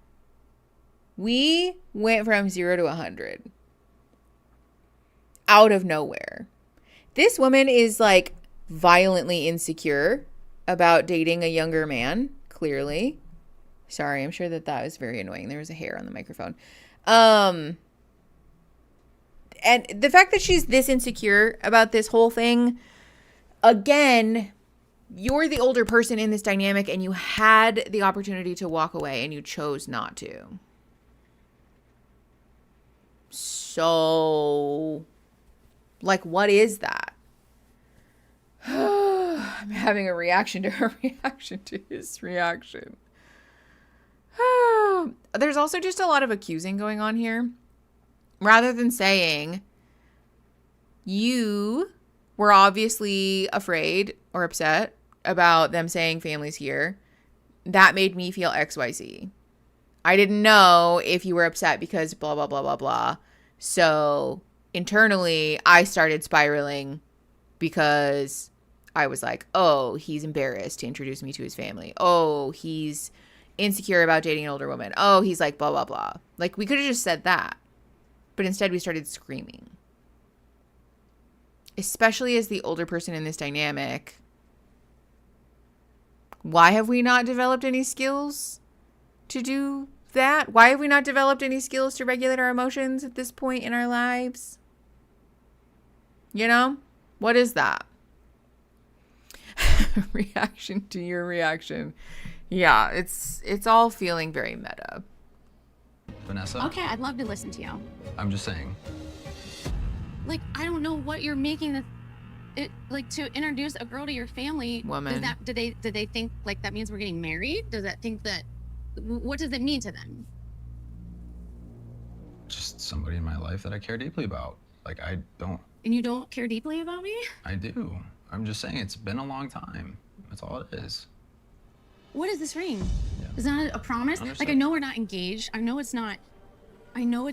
Everything that he says is somehow a provocation. Don't get me wrong. I dislike this man. I dislike this man so much. But everything that he says gets turned into, oh, you don't like me. He said, introducing somebody to my family, it's somebody that, you know, I care deeply about. Oh, what? So you don't care deeply about me? He said, nope, that's not what it is. It's just been a long time. Oh, well, what about this ring? I dislike this man so strongly, but all of the things that he said thus far really aren't that out of left field, I feel. I think that she is insecure and she's compensating for the insecurity by being aggressive. She feels comfortable being the aggressor, and that helps her to cover up the feeling of fear and especially like the pain of perceived rejection. She's been souping him a little. Yeah. Everything in the world, but it's a step. And like us meeting our family is another step. Right. And you're like, I feel like you doing that, like, stop our progress. Like, you don't want to take the next step. I don't know if you're the one. I don't know how long we're gonna be, but we're still trying to figure that out. So that's why my reaction was the way it was. Okay. Do I want to grow this connection? Absolutely. Do I like you for you? Absolutely. Am I worried about our age gap? Yes. But do I think you're this awesome person who I've been falling for over the last couple weeks? Am I nervous about introducing somebody that's 20 years older than me to my parents? Yes. Is that a bombshell? I don't understand why that is like so difficult. I am so confused by all of these people. I also feel like to some degree she might have been reacting to the thing that a lot of the men on these shows do, where they're obviously concealing their emotions, but they won't say what they are. So then somebody finally loses it because they're like, I can feel that you're lying to me and that you're feeling XYZ ways, but you just won't tell me. And so now I'm going to freak out about it. And that's the only part that gets aired, you know? Yeah, you can't reject me if I reject you first thing. Okay, we're taking a break. It's 2:22. We'll be back in like 10 minutes. So let's come back at 2:35. So whatever hour, 35 minutes. Okay? Ish. Do make sure that you hydrate and take care of your body and like go to the bathroom and stuff. And then we'll be back. Okay.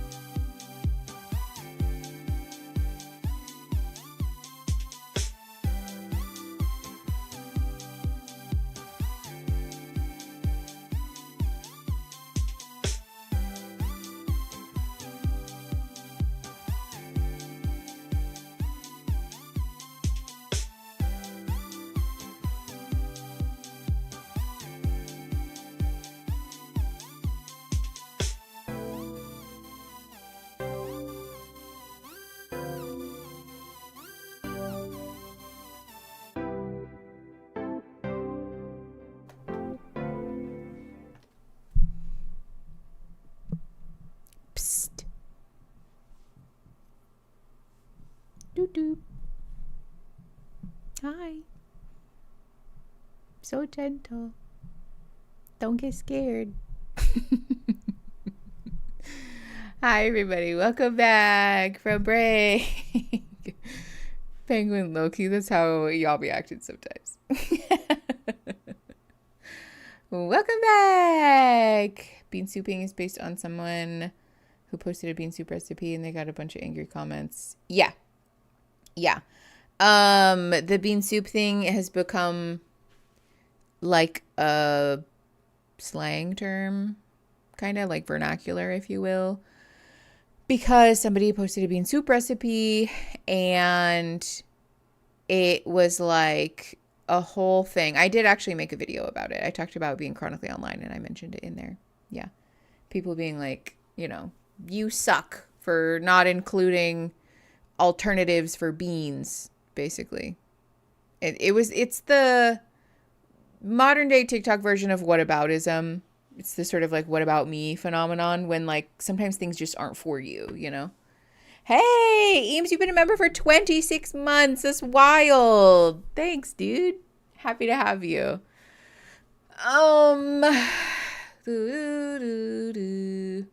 Yeah, J-Racco. No worries. I don't expect you guys to watch every piece of content that I put up. Though I do love when you watch the content on the channel. Obviously.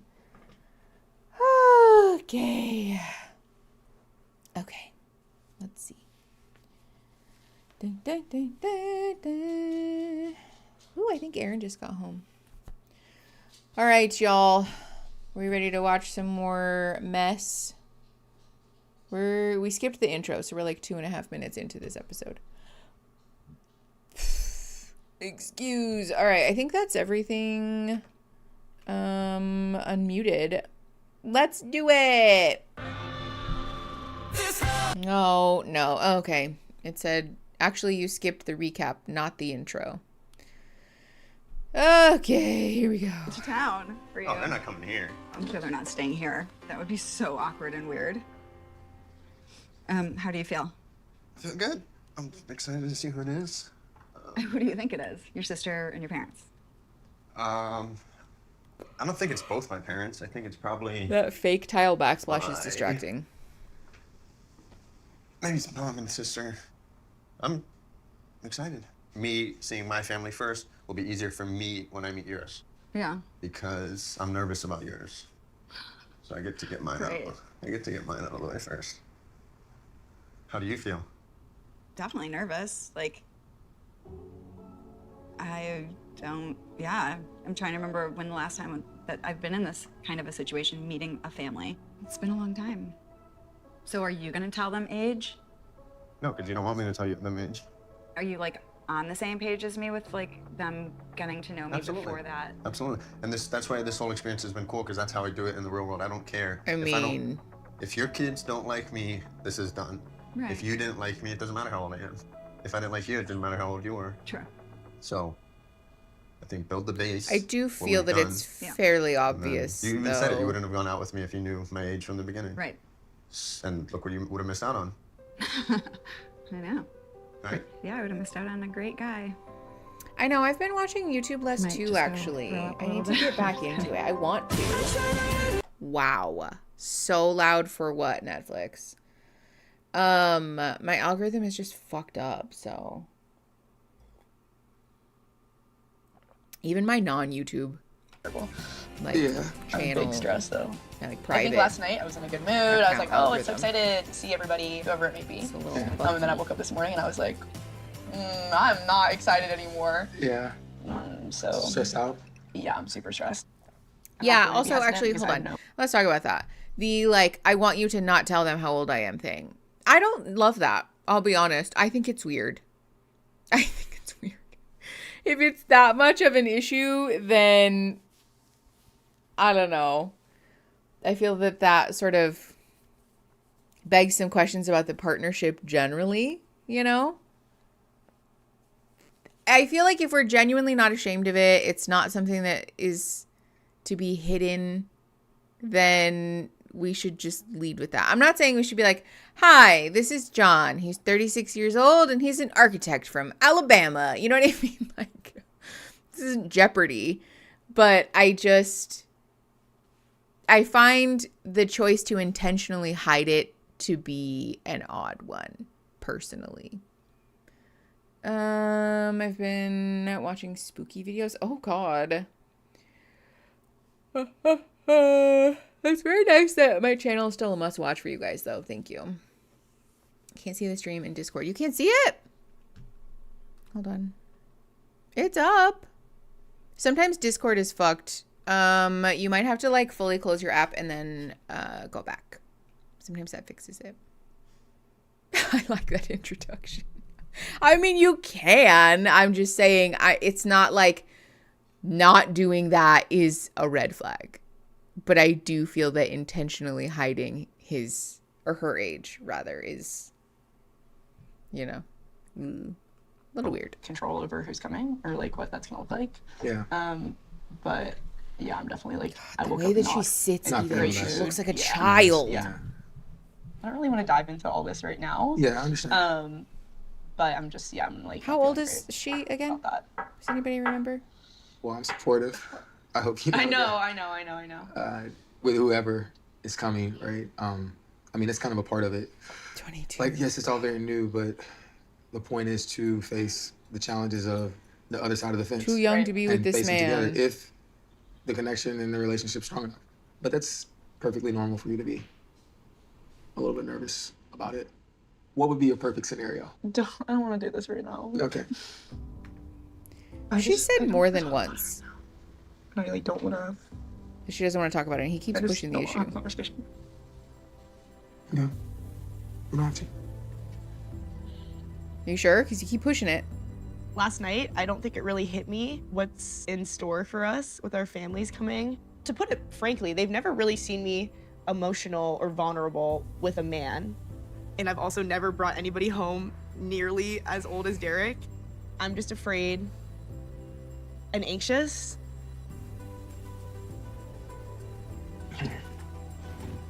It's not that it's not a valid anxiety. Really? Hold on. What happened if this... Oh, this is totally off topic, but I'm so proud of myself. I'm going to be a hold... Oh my God! Cherry Garcia, that's so exciting! Wow, Dr. Cherry Garcia. This got a real ring to it. Congratulations. This whole show feels more and more like, let's trap these youngsters in relationships with old creeps. Yeah. It's, off-putting, to say the least.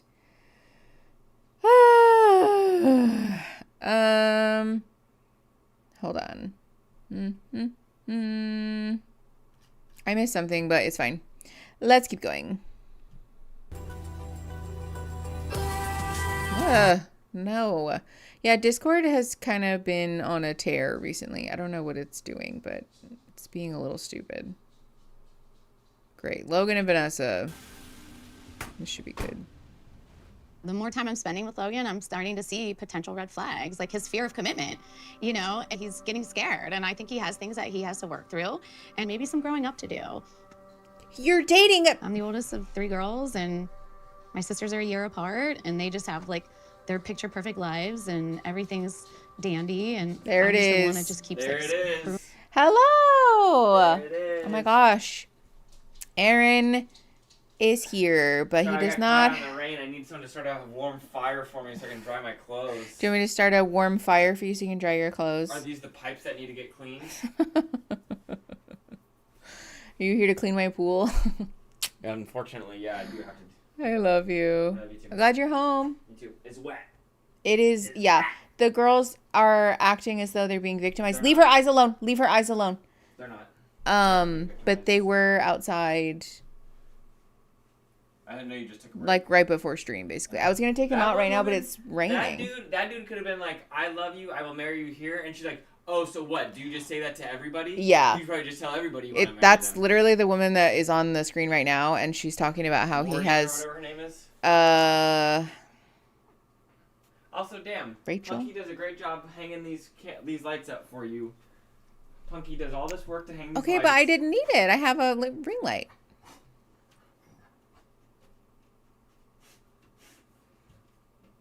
Thank you. Now I'm even better lit so that you can really see all of the shininess in my face. What do you think, chat? How's the lighting? Is the lighting better? Do I look as though I'm being lit from the heavens? I spent a lot of time on this. You did spend a lot of time on it, and they turned out really, really good. Thank you for hanging them. Do you feel like you're glowing? You look Yeah. great from over here. Do I look bonita? Does it affect your eyes? A little, but it's okay. Do you want to turn it off? No, because it does when we first start filming too, and then it'll get better. Stop! It's fine. It's really fine. I said it's fine. I said it's fine. I said it's fine. Quit fussing with it. Because then we have to fix it when we film again. It's not shininess, it's radiance. Thank you. That's so very kind of you. It's also just skincare, to be fair. Here, let's see. Savannah, what are you chewing on your feet for, girl? Oh, yeah, that makes a big difference. Yeah, it does. Okay. Sorry. You're going to kill me. Thank you. Love you. I love you too. Kill you with my kindness. Yeah, probably. I'm glad you're home. Me too. I'm going to start a little laundry. Okay. I'm going to put a big fat load in there. Will you take my sports bra? Oh, yeah, out of the thing and rinse it and then put it in the thing. Or no, I can just throw it straight in there, right? Yeah. I emptied the bucket this morning. It's been draining in the tub, so you should be able to just like... Better. Yeah. Hell yeah. Thank you. Stinky. It's not that stinky. One of my sports bras has been holding on to like the smell of when you're sweaty. It is kind of stinky in fairness. But so I stripped it, you know, the laundry stripping thing. I did that. It was better. Worked out in it one time. Gross again. So I stripped it again. I don't know what else to do with it, to be frank. Did they use their Brevecto? Yeah, I gave it to him yesterday. I'm tracking. It was time for the dog's flea and tick medication. So they got that yesterday. Okay. Listen, I'm fine with it. I have oily skin and it is what it is. If I didn't, like, to get my skin to be fully not shiny, I'd have to, like, I don't know, probably wear makeup. Actually, I'd probably have to, like, put little powder, but my skin would riot. So we don't, and we just deal with it. Okay. Discord is down. How many of you are having Discord issues? Do I need to, hold on. Can I get a mod in here? Do we have any mods? Oh, we do. Jane Doe, do you mind jumping on the stage? I don't know if Eric can hear me or not. One of the two of you? Bet. Okay. Be right back.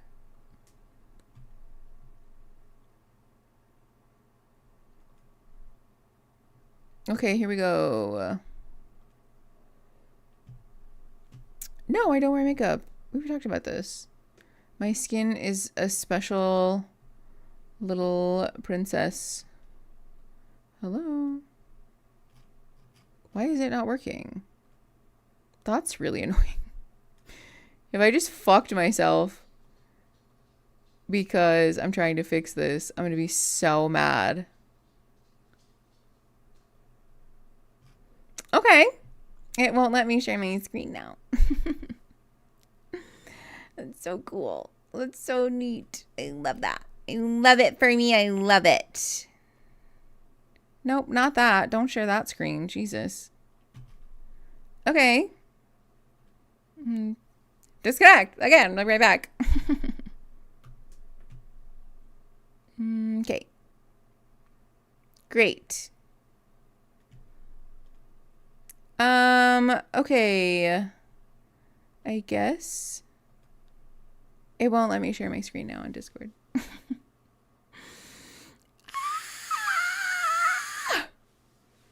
API errors? What the fuck? What does that even mean?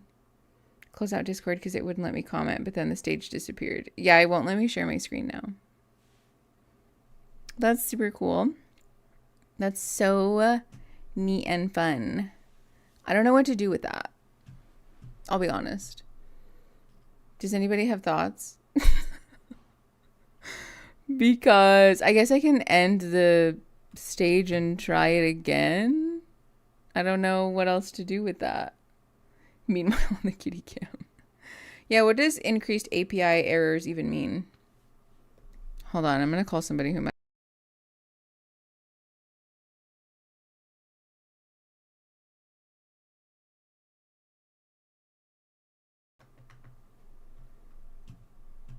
I knew I wasn't going crazy. Yeah, no. Can't even get into Discord. Cool. Cool. Sick. Tight. Love it. Down detector is reporting multiple issues with Discord. Love it. Discord on my desktop says you aren't live. Hello? What the fuck? Okay, well, Discord, fuck off. Hi, Mary Sparkles, how you doing? We're trying to figure out how to deal with Discord being a piece of shit. Because I don't know what that means. Woo, and now I'm sweaty, which is super cool.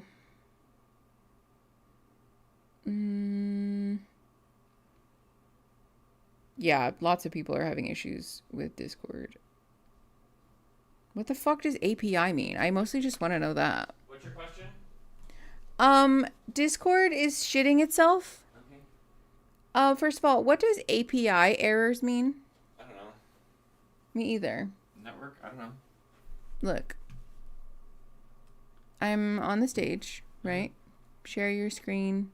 Share screen. Nothing happens. I don't know what to do. I just work here. Yeah, me too. No, that's what I'm trying to do. Bunny. Application protocol interface. Okay. Just have to use less GIFs. API is a way to create automatic connection between systems. Okay. Well, that sucks. I don't know what, the dank memes crashed Discord, I guess. Start it, restart it. I'm afraid because some people can't get into Discord. Some people can't get into Discord? Yeah, down detector is here. Oh, if people can't, that's not, we can't fix that. No, I know, but I don't know what to do now. Can you share another screen? No, I tried.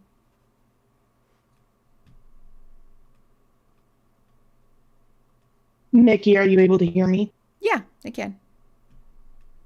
Okay, good. I can hear you. For some reason, my chats are taking a very long time to show. Oh, got it. Okay.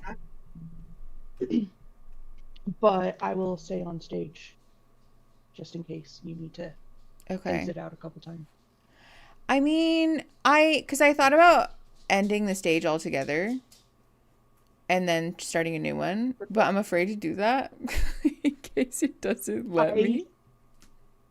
I think it's because down detector was showing the problem started badly around noon. Yeah, I saw that. There was a Reddit thread about it too, so. Well, I don't know what to do here. Let me think. Hold on. Oh, everyone on YouTube can hear you, by the way, Jane Doe, just so you know. That's fine. I don't care. Yeah, people are saying they don't even see the stage in Discord. Yeah, I can't see the stage. I can see you. Problem. Yeah. It's an us problem, but it's not a us problem we can fix. No, yeah, and I know that, but it's a bummer all the same. Okay. It is a Discord problem. Let's do this. Let's take a $5 because I want to figure out how I would like to proceed because I don't want people on Discord to get nothing. That's not the point. Yeah, so let's take a $5. I also need to figure out what I'm going to do. And we will be back. Okay. I'll see you guys in 5 minutes. Take a piss break, okay? Okay.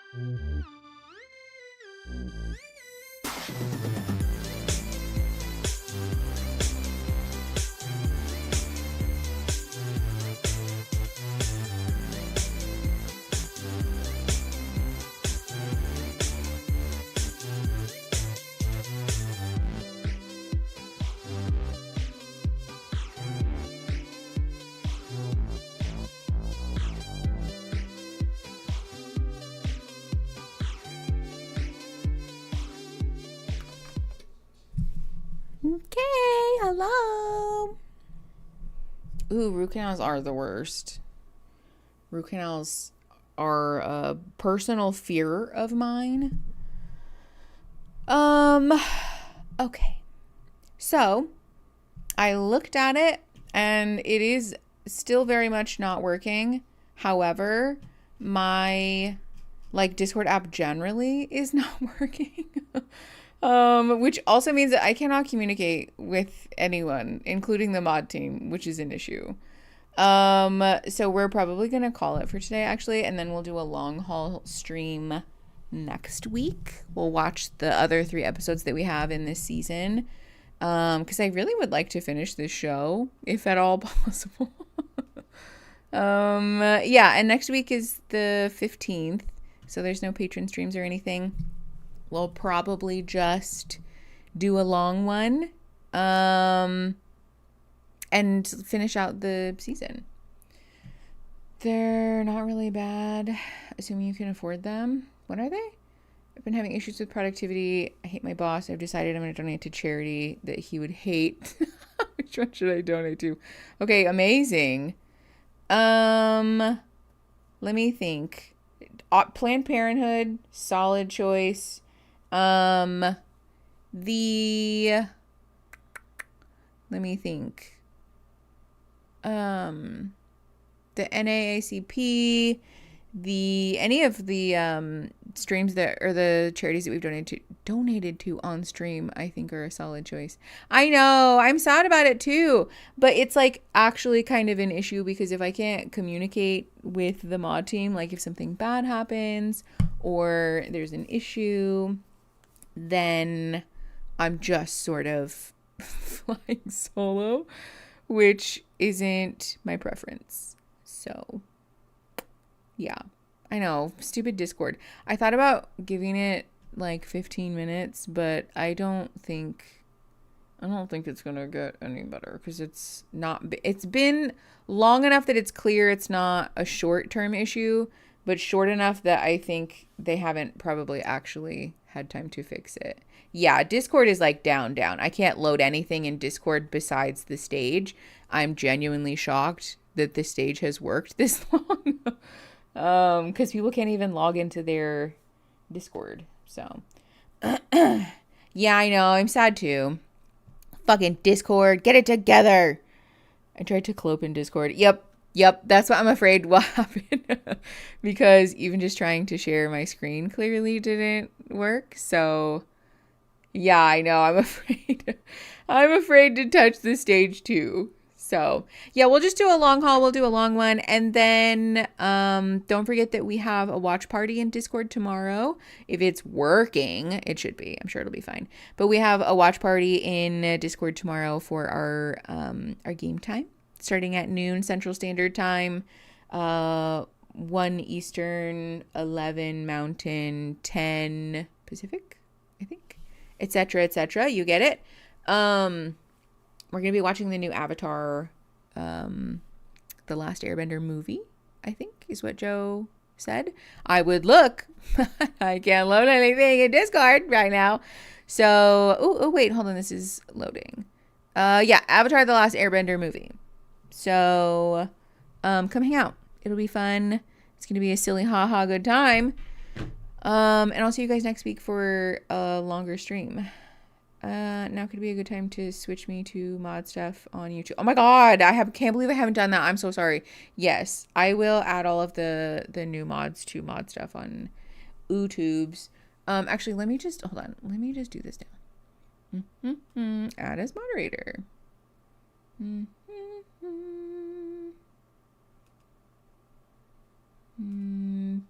Done.